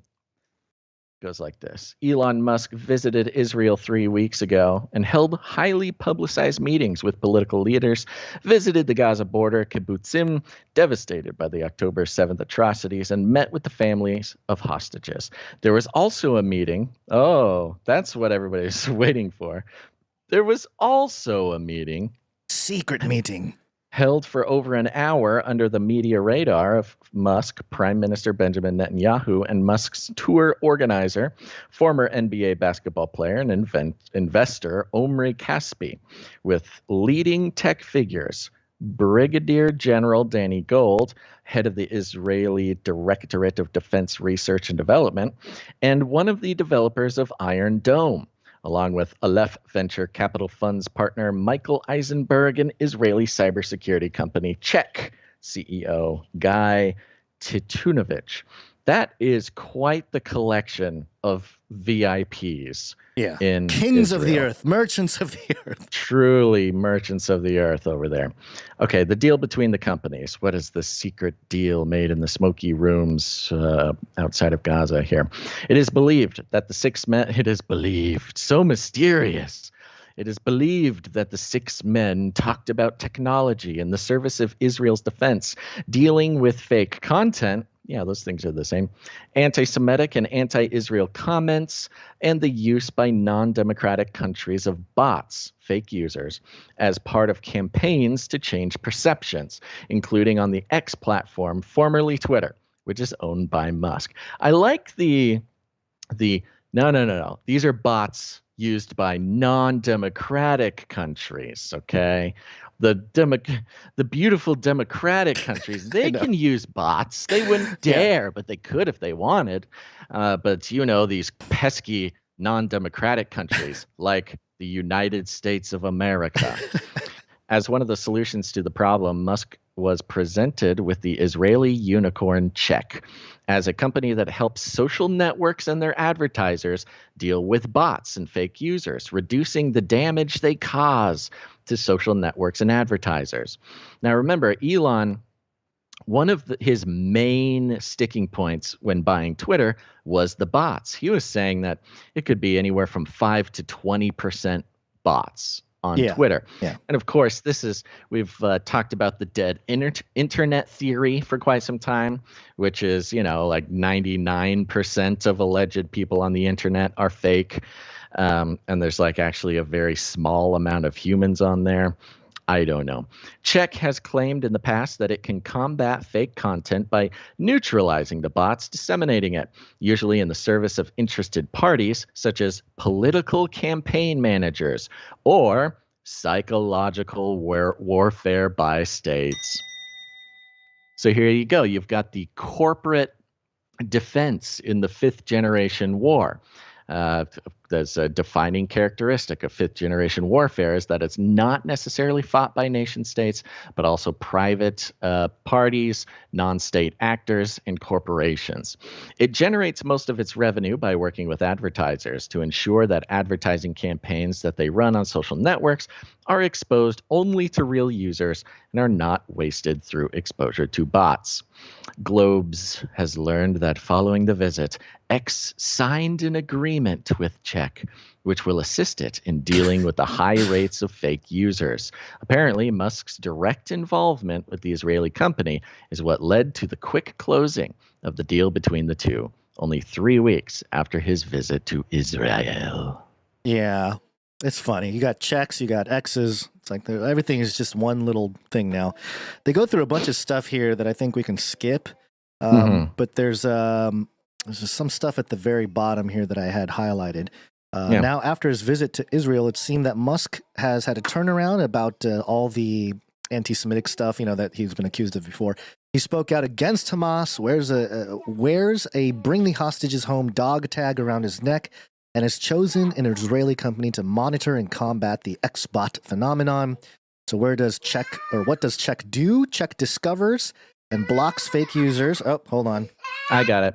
Yes, this is the part. You might be wondering, okay, why? Why do we care? Yeah. Here's how CHEQ works. Yeah. CHEQ discovers and blocks fake users by trafficking user traffic on the sites. Tracking user traffic. Yeah, it's kind of tough. Sorry. Tracking user traffic on the sites of X's advertisers and other platforms such as Meta and Google. The company puts users through thousands of digital tests without their knowledge and checks them out in a variety of ways in order to make sure they are human users and not a bot operated by software. For example, by examining their web behavior or by discovering a lack of overlap in data they present. So this CHEQ software it's literally a piece of psychological warfare. It is tracking everything you do, your behavior online, to see if it is consistent with a human or with a bot. It says, in this way, CHEQ cuts advertisers' costs, prevents waste, and exposure to non-human users. As far as is known, the agreement will allow CHEQ to regularly monitor bots on X servers. Which means deceptive. It's very deceptive because it means they're monitoring everybody then identifying who are the bots. And keep in mind, we're all little weird things happen on the internet all the time. A page doesn't load correctly. Right. An advertisement is in the way, or a pop-up, how we respond to a pop-up or something like this. Weird little glitches happen every day on everybody's experience. Maybe the page freezes or it stops scrolling or something. I mean, these, we must wonder, could be a part of purposeful tests to see if you are a bot, because we think that they are just like the page not loading or something broken on the website. Right. But it's how we respond to those glitches could be a way of testing if you are a human or not. Yeah, if you're clicking, retry 1,000 times per second, right, you might be a machine. Whereas if you see it, but then stop and a couple more times, and that's exactly behavior that is more human-esque. It could be any little thing. A pop-up box comes up, and it's a paywall, and you're trying to get through Look it. For the little and, X.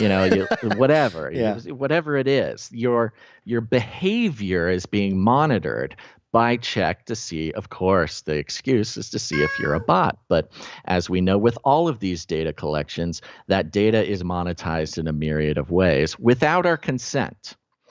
Yeah. Here. The company puts users through thousands of digital tests. Oh, I already talked about that. There it is.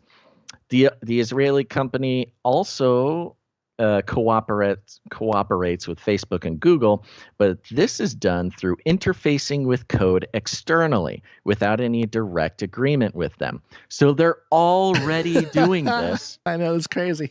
Everywhere without even having a deal with the company.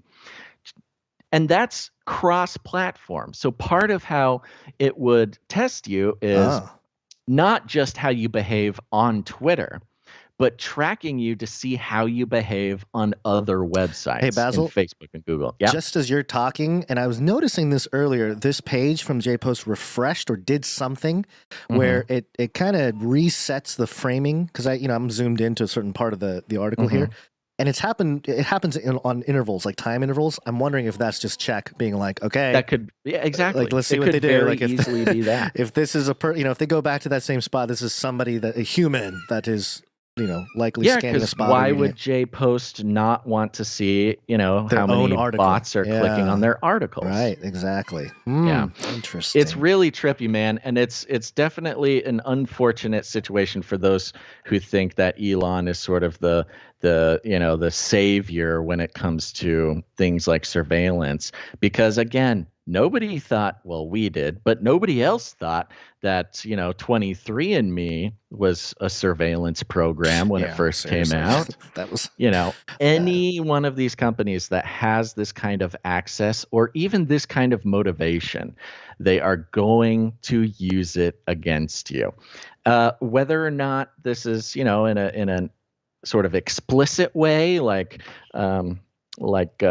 giving your information or selling your information to another company, or just the fact that it's tracking and tracing you for the purposes of seeing if you're a bot or not, and sort of verifying your behavior in this world of already sort of self-censoring and the virtual panopticon. Yeah, virtual panopticon is already there. Like, this really completes it, and it's not just about what you say or what you type or what you think or stuff like that. It is literally putting you through little tiny glitchy tests all the time to just double check if you're real. Are you a bot? Are you real? Are you a bot? What? I was thinking about this. What would you rather have? Would you rather have this Elon technology sort of quietly testing you out if you're human, or hey man, just scan your eyeball with WorldCoin. Just let's make this out in the open. Let's just verify you as a human, and you don't have to worry about this stuff. Yeah, I don't like either of them. I know. I tell you, this is becoming, as it becomes political, we'll see the two factions, and then we'll be old screaming about how both of them are part of the, two horns of the same beast, that kind of thing. So yeah, I mean, what I love about this is that it implies that a bot online is sort of more free than a human. That's true. A bot, that makes a lot of sense, because on YouTube specifically, there are a bunch of these scam channels that post videos of lectures from like crypto influencers and like CEOs of companies, and they're they do this thing like, oh, giveaway of crypto, send crypto here to this address and then we'll send you back double and all this stuff. People get scammed all the time, and Google and YouTube do nothing about it.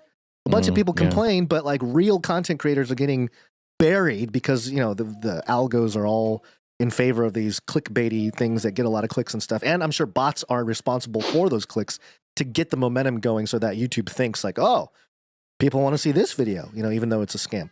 So yeah, of course, this is a problem, and it's not going to be solved unless we verify our humanity on the blockchain.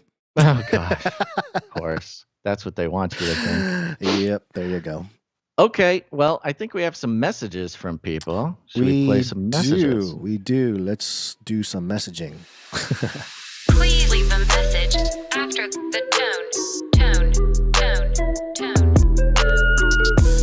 At the tone, please record your message. Leave a message. Beep. Message. Go to canarycry.newstalk.com. Look for a green tab on the right side or the bottom. Click on it. It'll open a little tiny box that allows you to record an audio message of up to 90 seconds. Let us know if it's a private message at the top so that we don't accidentally play it publicly. We have a message today from B. Here we go. Shalom, Basil and Gons. I'm a longtime listener. I just want to thank you for your dedication. You've had an immense impact on me. I've heard Gons talk about the Army and Joel 2 quite a bit, and recently a friend suggested an unusual interpretation, and I've been studying it out for myself. Gons, I'd love to hear your theories or explanation on the Joel 2 Army. Are they the good guys, the bad guys, and what kind of beings are they? Basil, if you've got anything to say, I would love to hear it, even just hi, honestly. Also, I would go to the Canary Cry summer camp, just so you know. All right, Yeshua bless y'all and the entire Canarium. Thanks. All right. Thank you very much, B. Hi, B. Yeah. Do you have any thoughts on the Joel 2 Well, Army? I'll let you go first. I'm, Okay. Refreshing my memory here. Sure. Yeah, this is the passage. Let me pull it up here. Oh yeah, we spoke about this recently. Yeah, on the show. we did, and it's there's a lot of stuff going on here with the locusts and everything. Well, it's robots. I'll tell you now. It's all robots. Right. Everything's robots. And in terms of is it the good guys or the bad guys, I think it's one of those issues where God uses certain things that may be part of the enemy or evil as part of his judgment. Right. So it's sort of doing the evil thing that it was meant to do, but doing it to fulfill God's judgment in a way. So it's sort of a good and bad type of thing. It's sort of the reality of the fallen world. So that's how I look at it. But yeah, some kind of hybrid creature, robot machine thing. Certainly, the descriptions are very interesting. And to refresh everybody's memory, it's Joel 2. And you want me to there's read a the bit- passages that? Yeah, I was just going to blow through it Yeah, real go for quick. It starts with verse 1 here. Blow the trumpet in Zion, sound the alarm on my holy hill. Let all who live in the land tremble, for the day of the Lord is coming. It is close at hand, a day of darkness and gloom, a day of clouds and blackness, like dawn spreading across the mountains. A large and mighty army comes, such as never was in ancient times. Never. Never. Nor will ever be in ages to come. No a robots type of- in the future. A large and mighty army comes, which has never been seen in the ancient times or will not be seen again. And it says, before them, fire devours. Behind them, a flame blazes. So lots of fire. Before them, the land is like the Garden of Eden. Behind them, a desert waste. Nothing escapes them. They have the appearance of horses.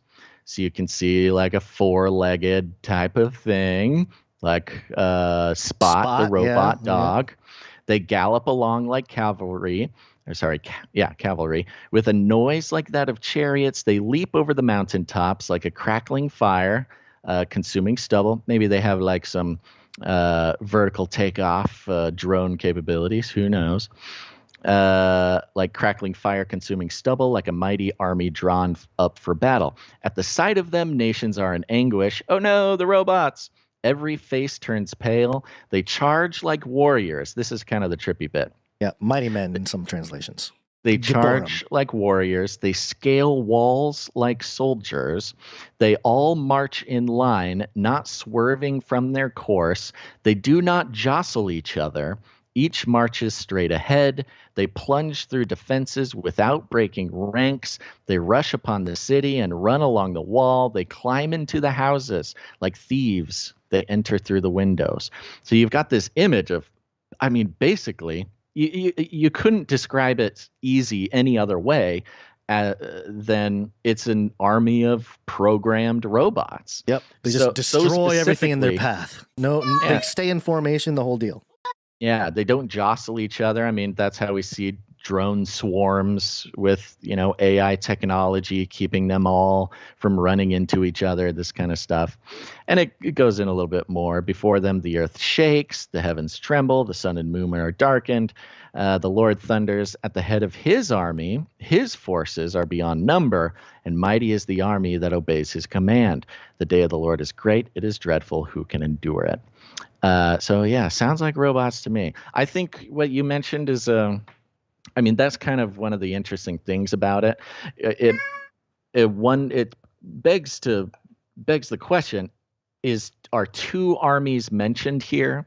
The army that they just described and the Lord's army, or is this the army sort of, like you said, being used by God for a purpose of judgment or something? Yeah, it seemed, to my understanding, that's what it is, and then God's army comes to stop it.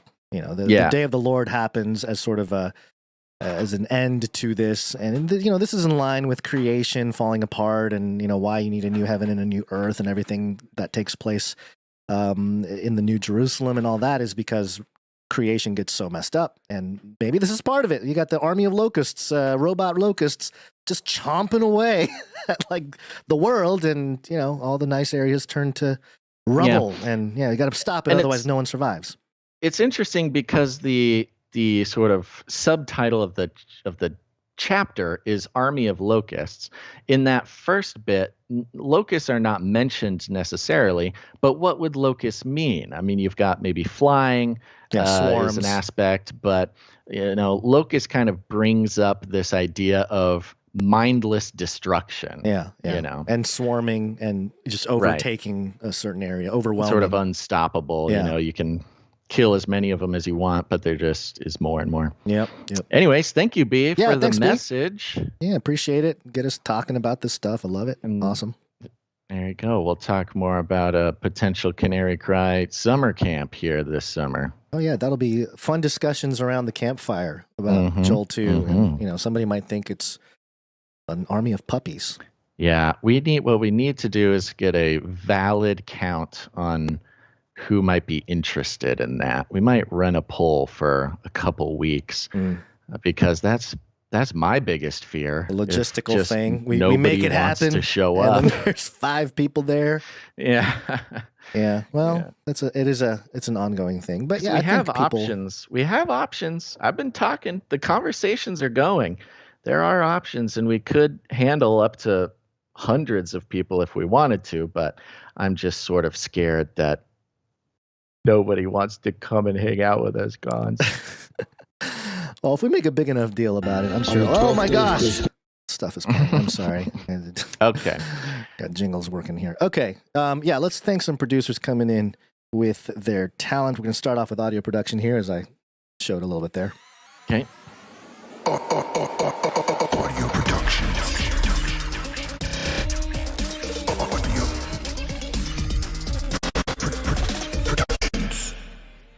All right, and we have something here from.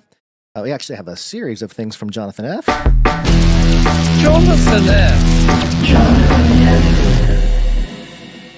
And let's see. Let me go in order here. First, we have something from the Canarium. Hold on. Let me see here. Where did the here we go. Something from the hello, something for the Canarium and their hearing pleasure, featuring a portion of a recent show discussing the digitization of KISS. Was, a beta is based on people, human living beings. That's kind of the idea behind live entertainment, because you can watch a video, you can listen to a music on Spotify or whatever. Listen to a music every day.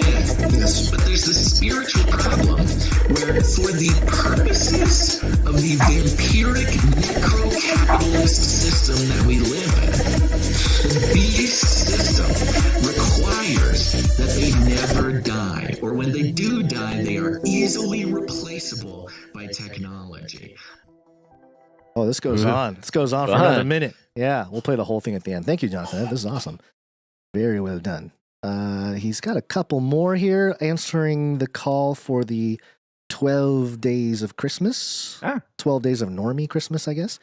Let's see here. Let me play the first one. This is this is AI Tupac version. On the 12th day of Christmas, my normie gave to me 12 commies re-educating, 11 bureaus investigating, 10 sorcerers outsourcing, 9 Babylons burning, 8 podfathers casting, 7 Trudeau's mansplaining, 6 suckers forfeiting, 5 Elon's cage fighting, 4 Bitcoins mining, and 3 brains a washing, 2 Bidens bumbling, and a flippy to prune my pear tree. Were you ever into Tupac? No, not at all. Machiavelli. Yeah, there was a moment there when I was pretty young. 10 or 11 or something. I was like, yeah, Tupac. Probably not appropriate listening, but you know, what are you going to do? Thank you for that. We also have one from Elon Musk. Wait, where'd it go? Oh, Elon, calling come the on, show. come on, Elon. Wait, no, let's try it again. Elon Musk. Come on, Jonathan F. Make it happen. On the 12th day of Christmas, my normie gave to me 12 commies re-educating, 11 bureaus investigating, 10 sorcerers outsourcing, 9 Babylons burning, 8 podfathers casting, 7 Trudeau's mansplaining, 6 suckers forfeiting, 5 Elon's cage fighting, 4 Bitcoins mining, 3 brains a washing, 2 Bidens bumbling, and a flippy to prune my pear tree. This is a clunky AI. Hey man, it's no grok, I'll tell you that. I like it though. I like getting our favorites in on the Christmas tune. Yeah, the robotic sound will probably be nostalgic in like 10 years. That's true. It'll be like, oh, or it'll retro. be racist. Or, yeah, racist. It'll be racist against robots. Oh man, thank you very much, Jonathan F. Appreciate all the audio production. You've done so much over the many episodes and prolific. Not to be outdone by Sir Dove Knight of Respeltia bringing in some art. We'll do some art now. One art, please. We got a couple things of art here, but Sir Dove will go first. One art piece from Dove. Is a note that reads, "Piece for this week's Bible artwork. I did an illustration for Psalm 27, verse 5. For in the day of trouble, he will hide me in his shelter. He will conceal me under the cover of his tent." Hope you guys like it. Keep doing what you do, and I'll keep praying for you. Yeah, this is fun. The background is sort of a picture close to the ground of a brick wall, and between the bricks there are broken bits where perhaps a rodent could sneak in. And walking past this crack in the wall are a couple of human booted feet wearing camo fatigues, and there's a little mouse in the crack looking up. He's safe and sound in the wall, but certainly big boots walking by is a concern. And in some font at the top of the bottom, it says, "In the day of trouble, he will hide me." You know, this is sort of reflective of something I've been inspired to pray lately, that the Lord would just make me invisible to my enemies. I don't know if I have any enemies, but if they are out there, I'd rather just sort of be invisible to them, not have to deal with it. Yeah, well, they have the cloaking technology out there now, so there is a path. Okay, there you go. Thank you very much, Sir Dove. Lovely piece. Thank you, Sir Dove. We also have something from Sir Darren Knight of the, I guess, executive producer, Sir Darren Knight of the Hungry Pandas today. Am I That's right. mistaken? Yeah. Okay, here we go. Yes. Whose shoes? Oh, those are Dove's boots. I don't know whose boots are those. He's asking questions. Yes. Asking questions about the art. About the art, yeah. Dove, we need a child's breakdown of yeah, what we need we're a children's here. book. Okay, Sir Darren. Night of the Hungry Panda. He says, happy 700 episodes of CCNT. I thought for episode 700, I would make you a poster. It's based on some obscure indie game. Hope you enjoy it. Yeah, the most popular obscure game ever. Yeah, and remember, everybody, go follow at Panda Upgrade on Twitter. This is Sir Darren's Twitter, and it's almost entirely devoted to creating marketing material for the show. And it's very professional. It's very funny. It's very creative. And there's videos and stuff like that. Before the show today, we played a video that he posted, sort of a graphic image with a Japanese version of Eye of the Tiger in the background, advertising for episode 700 of the show. But this one's great. It's a poster in the style of a small indie game called GTA, Grand Theft Auto. And this is very talented. It's very detailed. It's very high quality. Up at the top, of course, got Gon Shimura, Basil Rosewater, and Gons, you're looking very GTA. Yeah, I like this look. This is sort of a Miami, very flashy. You've got a handlebar. Yeah, the handlebar is what I've been trying to do. It doesn't really quite fill in like that, but this is the metaverse. I love it. This is You're very shiny. You're very Miami. You got some sunglasses on. It's great. And on the right, we've got apparently race car Basil. Yeah, racist Basil. Yeah, I've got a racing helmet on, which has been expertly decorated with the Canary Cry News Talk logo on the top, sort of montaged in. We've got my waifu, my Basil's googly-eyed waifu on there. We've got some stickers. Think outside the cage. Canary Cry News Talk. Value for value. You got the QR code on there too. I mean, this would be if we had a race car driver represent Canary Cry News Talk and the whole thing. This is exactly what it would look like. Gons, you're not going to believe it. And I didn't tell you this at the time, but I actually reached out to a race car driver to see if we could support them. Are you serious? Yeah, it's sort of like it's an up-and-comers league, but has a lot of people that watch the races. Yeah. I did not get an answer back, but I tried. I tried to get us on a race car. Well, you got to show them some prototypes. Maybe this will change their mind. Yeah, Sir Darren would need to do the art for it. Yeah. And then in the Grand Theft Auto font, it says Canary Cry News Talk 700. Ooh. At the bottom, we've got a very GTA-looking I love it. muscle car with 33 on the side. The license plate says CCNT. I think that's a Florida license plate. Yeah. And instead of Xbox, it's for Basilbox, CCNT. Access to the exclusive content requires supporting Canary Cry News Talk with value for value. Then there is a legal disclaimer at the bottom, just so nobody's mistaken. By the way, it is rated everyone 33. Everyone not 33. Which is an ESRB rating, which is a kind of it's a video game maturity content warning. The legal disclaimer, not legal in all 50 states, must be 18-ish to participate or have access to your mom's credit card. CCNT is in no way affiliated or associated, authorized by, or endorsed by, or in any way officially connected with the Bilderberg Group, Council on Foreign Relations, United Nations, Economic and Social Council, George Soros, Bill Gates, Elon Musk, Jeff Bezos, Mark Zuckerberg, or other non-governmental organizations or any of the subsidiaries or affiliates support value for value, just in case somebody was confused about it. We are not endorsed or affiliated with any of those people. This is excellent, Sir Darren. I'm always astounded. Thank you very much. And creative, too. He's having fun with it. Oh, Gons is taking care of a child, I'm assuming. Okay, yeah, sorry. Yeah, there he is. Had to run. I'm back, folks. All right, are you done All done. the art? Thank you, Sir Darren, for all the work you do. It's been fantastic. It's Indeed. another level. Another level. Okay, we got some. Go follow at Panda Upgrade, folks, and bookmark and like and retweet literally everything he posts. Yep. Okay, here we go. We got a couple microfictions. Microfiction. Microfiction. Believe this first one is from Stefan S. Chief meets again with celebrity handler Susumi Gonzalez in a small cat cafe in Chicagoland. Your stunt double for Sleepy Joe was an excellent find. Plenty of mileage out of him. We're playing the same act for 2024, so we need one for Orange Man.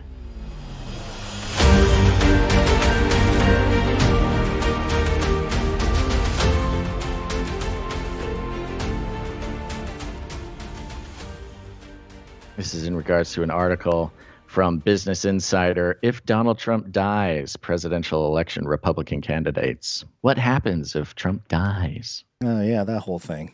That was fun. All right, thank you very much. Stephen S. Sorry, I almost said Smash. We also have one from, this is the... Jolms. Jolms, is this part 7? Part 7 of On the lonely episode 700? space saga. Wow, that's crazy how that lines up. Awesome. Here we go. She snatches it and scrolls. Incredible. Conditions met and exceeded. All essentials even. Completely habitable. Not too many light years away for one jump. Provided she did this perfectly. No doubt, eager eavesdroppers were tracing that response signal.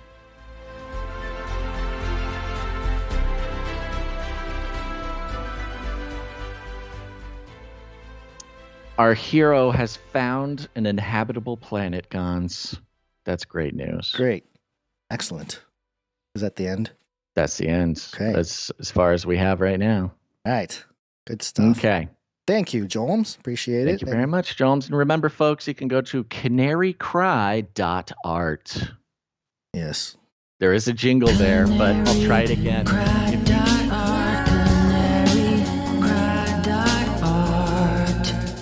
That's right. Make some art for the show. That's what the culture is around here. It's not us, it's you. Go to canarycry.art to upload that. And if you have a story you'd like us to consider for the show, go to canarycry.report and you can upload it there. All righty. We got one more quick little story here to wrap up 700. Man, we're in a whole new century. That's right. That's right. And only 77 episodes until episode 777. Oh, yeah. That's right. Okay. All right. What was this about? Let's see. This was aliens. I did not prepare my jingle for this one, but here we go. No. But as the days of Noah were, so shall also the coming of the Son of Man be. Aliens. Aliens. Where are the aliens? In Wales, not the country. Like actual humpback whales. This is according to KCRA.com headline. UC Davis professor teams up with SETI, has 20-minute conversation, which is in quotes, with humpback whale in the wild. Of course. I like our just speechless gasp. Yeah, I mean, why not? SETI, the research center sending out signals to try to find aliens.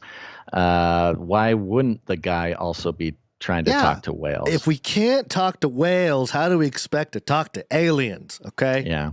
In the same way the scientists have studied Antarctica for what insights could prove valuable for a Mars mission, the Whale SETI group said its studies with humpback whales can help them develop intelligence filters used in the search for extraterrestrial intelligence.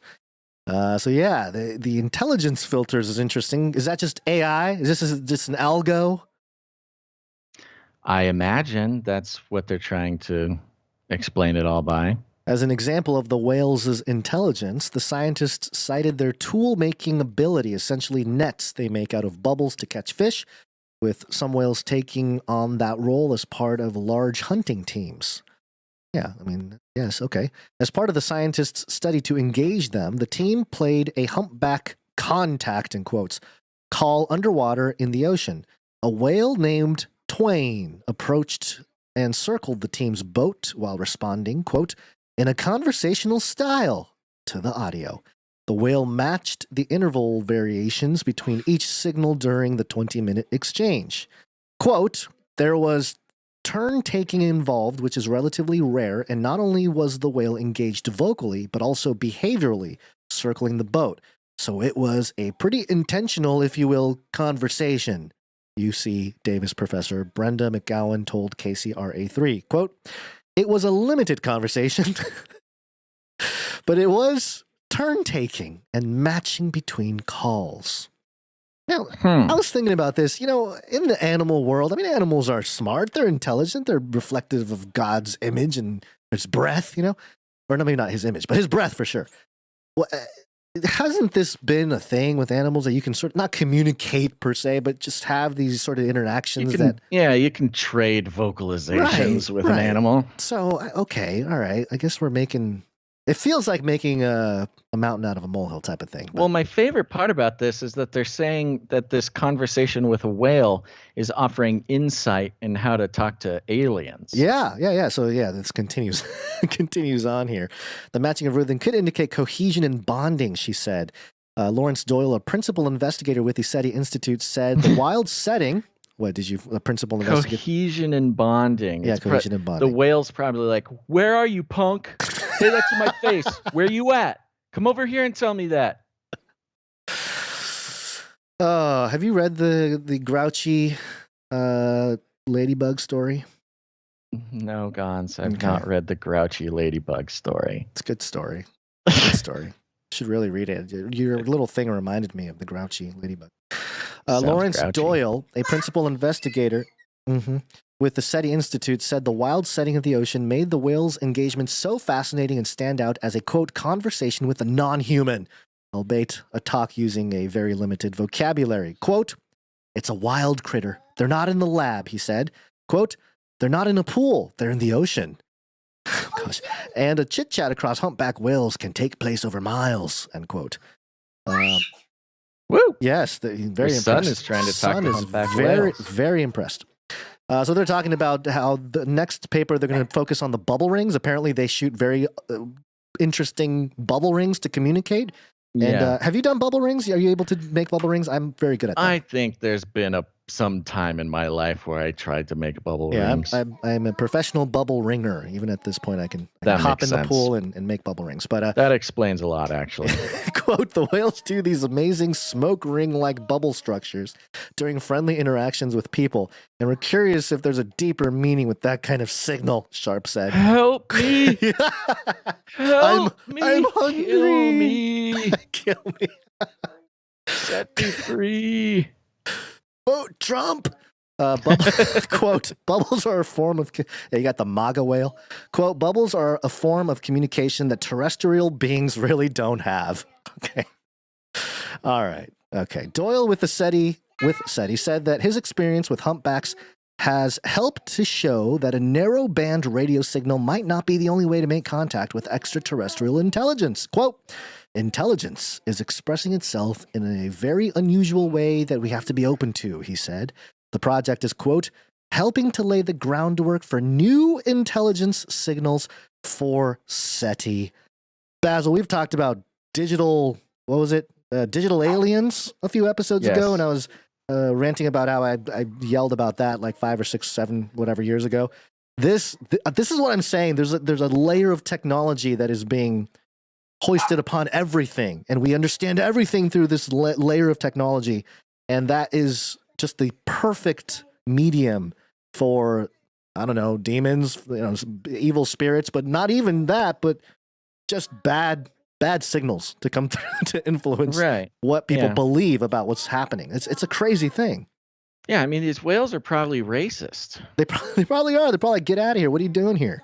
Your people, your kind are the ones messing everything up." So yeah, this I don't know. It would be interesting to see how they can continue to get funding, and that's really what it comes down to. I mean, that's always a part of it. Yeah. But like, funding is a big part of it. If you're trying to communicate with aliens, you don't need to talk to whales to know that, sending out a signal, getting a signal back, sending out another signal, getting a signal back communication is like a pretty good indication of aliens or communication. Just in general communication. I mean, as always, SETI, it's just like some nerds who figured it out, who just figured out how to mess around and get paid to just kind of mess around doing whatever you want. Yeah, this guy just wanted to go on a cruise. And so he's like, yeah, I'm going to go talk to whales. It'll solve all of our alien communication problems. Or maybe, there's been lots of science fiction authors who have theorized that whales are actually aliens. Yeah, I mean, we have that for every animal. You got cats, camels. Yeah, that's true. With the kangaroo one. Mm-hmm. Yeah. I'm trying to remember the name of the book. This is a book by, I think, a guy named Christopher Moore. And he had a book where whales are actually just biological spaceships for aliens. That sounds about right.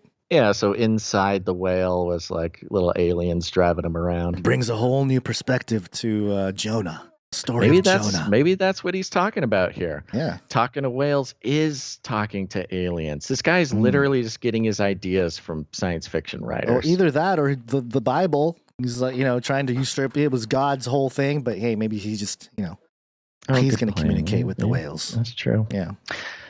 All right. Well, go out there and talk to whales. Have you practiced your whale call? What do whales sound like? Is it just like a high pitched because underwater sounds are different. Yeah.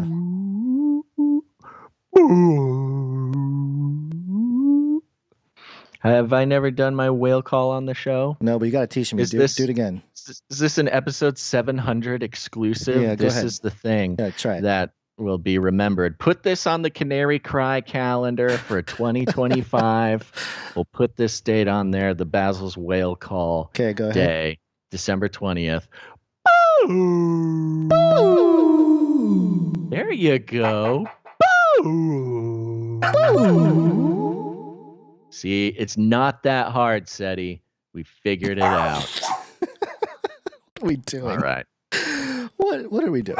This is good. absurd. This is needed to happen. This is the episode 700 special Easter egg, and all the people who haven't tuned in or stopped before this, they will miss it. I gotta say, if you told me 10 years ago that I would be making whale noises into a microphone to advance the kingdom of God, I would have told you are insane. That's what we're doing. You take care of that child. Yeah. And there you go, folks. That's the episode for today. You're welcome for the whale calls. Remember, just 10 more days to executive produce the show and get yourself a Canary Cry calendar. Or if you're on the email list, you'll see a button there to get yourself on the Pass It Forward thing. The Call of the Sentinel is still active, looking for 5 more executive producers by the end of the year. So pray about it. Is that you? Is now the time? Well, we sure appreciate all of our producers coming in with their time, their talent, or their treasure. And I want to thank a very special group of producers, and they are called the Timestamp. Timestamp, it's hard work. Timestamp. It's true. They timestamp the show. It goes into so many of our back-end processes, as well as availability for you, dear listener, to jump around the show. I want to thank executive producer, executive timestamper, Morgan E. for doing episode 699. Yep. Thank you very much. Thank you to Jam and Sir Ike for sending in some links. Thank you to Clank for clanking. And other than that, share the show, folks. Share it with friends. Share it with your family. Share it with the whales. It's Christmas time. And have your family started participating in a yearly whale conversation tradition? The whales are tired of being left out of Christmas. They're tired of not having access to their favorite podcasts. So go out there, stick your head underwater, and go ahead and let those whales know who's boss. And if you need lessons, just take it from me.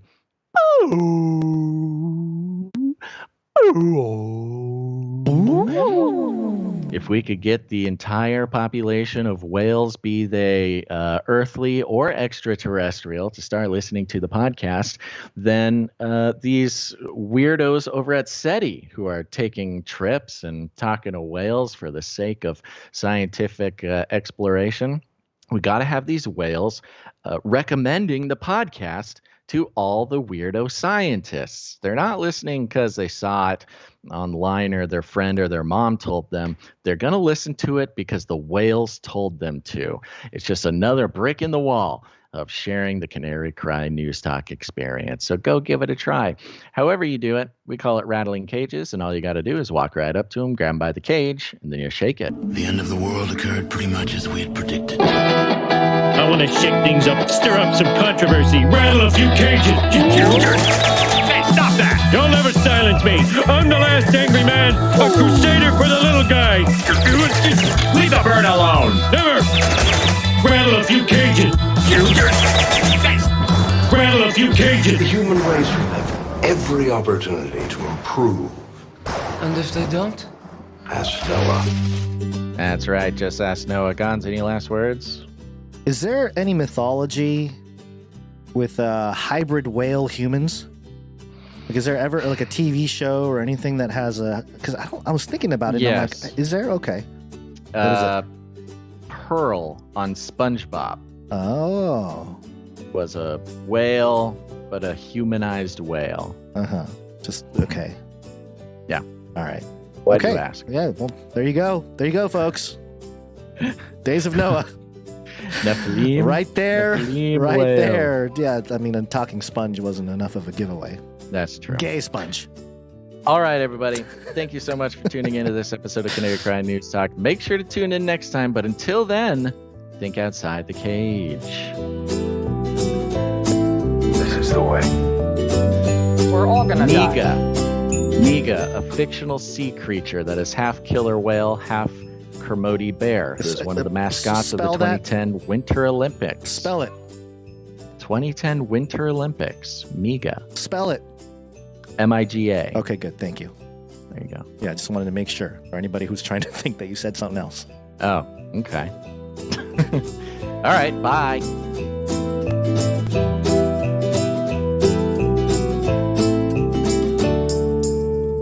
Remember, reality is an illusion. The universe is a hologram. Buy gold. Bye! I mean, a band is based on people, human living beings. That's kind of the idea behind live entertainment, because you can watch a video, you can listen to a music on Spotify or whatever. Listen to a music every day. Yes. But there's this spiritual problem where, for the purposes of the vampiric necro-capitalist system that we live in, the beast system requires that they never die, or when they do die, they are easily replaceable by technology. That's kind of the idea. You can listen to a music on Spotify or whatever. Listen to a music every day. Human living beings. You can listen to a music on Spotify. Beast system requires that they never die. Technology. Technology. Human living beings. You can listen to music every day. Technology. That they never die. On Spotify. Human living beings. Technology.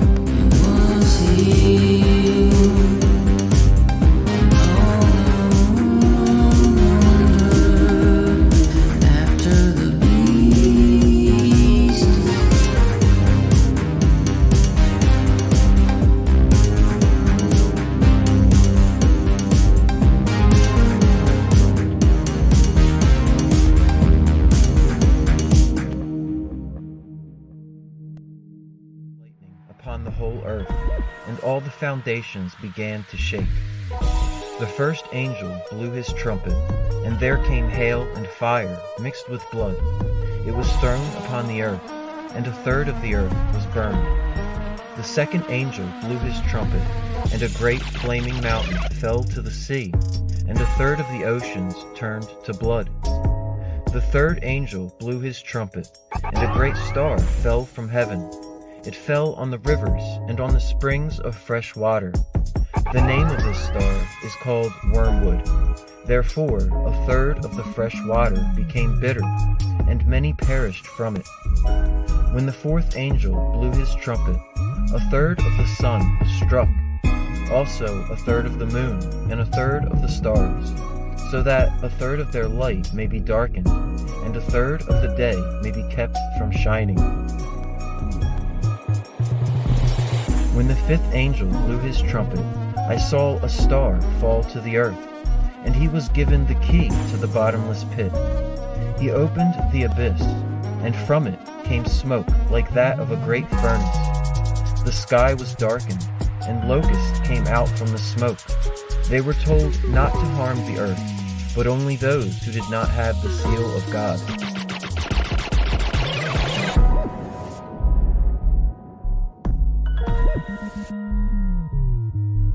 In those days, the people will seek death, and they will not find it. They will long to die, but death will flee from them. When the sixth angel blew his trumpet, I heard a voice that said, "Release the 4 angels who are bound at the great river Euphrates." These 4 angels, who had been reserved for this very hour, were released to kill a third of mankind. The rest of mankind still did not give up their idols, nor did they repent of their murders and sorceries. Then I saw another angel descending from heaven. He was wrapped in a cloud with a rainbow over his head. His face was like the sun, and his legs were like pillars of fire.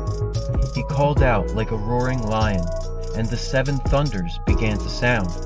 I went to write, but a voice from heaven said to me, "Seal up what the 7 thunders have said, and do not write it down.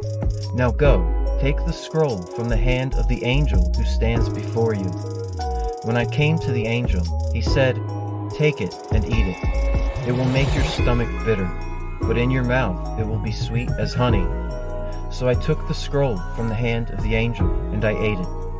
Then they said to me, "Come, you must prophesy further concerning many peoples and nations and kings."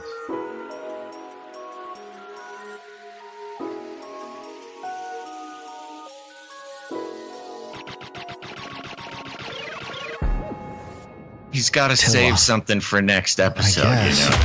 I want like another bigger drop. I want my room to start shaking. Oh, Speak of the ghost. Completely off the chain. It's a banger. I want like another bigger drop. Oh, all right. Gnarly. I'm rattling. I want my room to start shaking. Oh, I'm trying to look at ghost.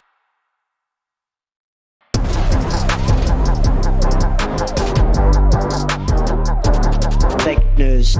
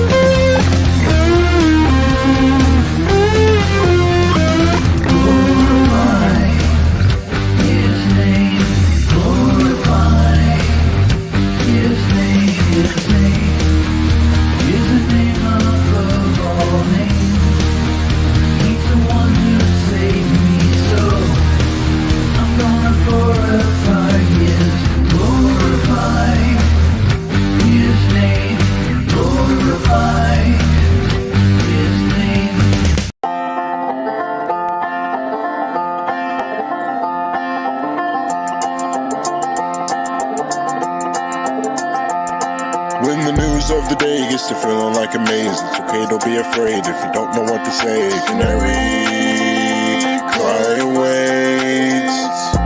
When your brain's in a haze and a headline days, come on to head my way, I can help you out the cage. Canary, cry awaits.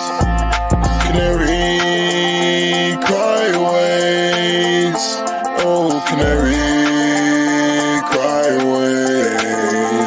Oh, the world's changing every day, each and every way you turn, there's another thing to learn. Reading in between the lines, thanking Jesus for our lives, and nice to see His glory shining like the sun. Run the race until it's done. Come on, everyone. Canary, cry awaits. Oh, canary, cry awaits. When your brain's in a haze and a headline days, come on, I had my way, I can help you out the cage. Canary, cry away.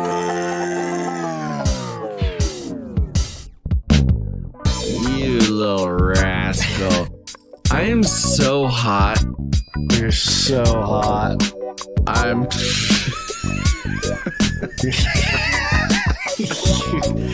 Gons.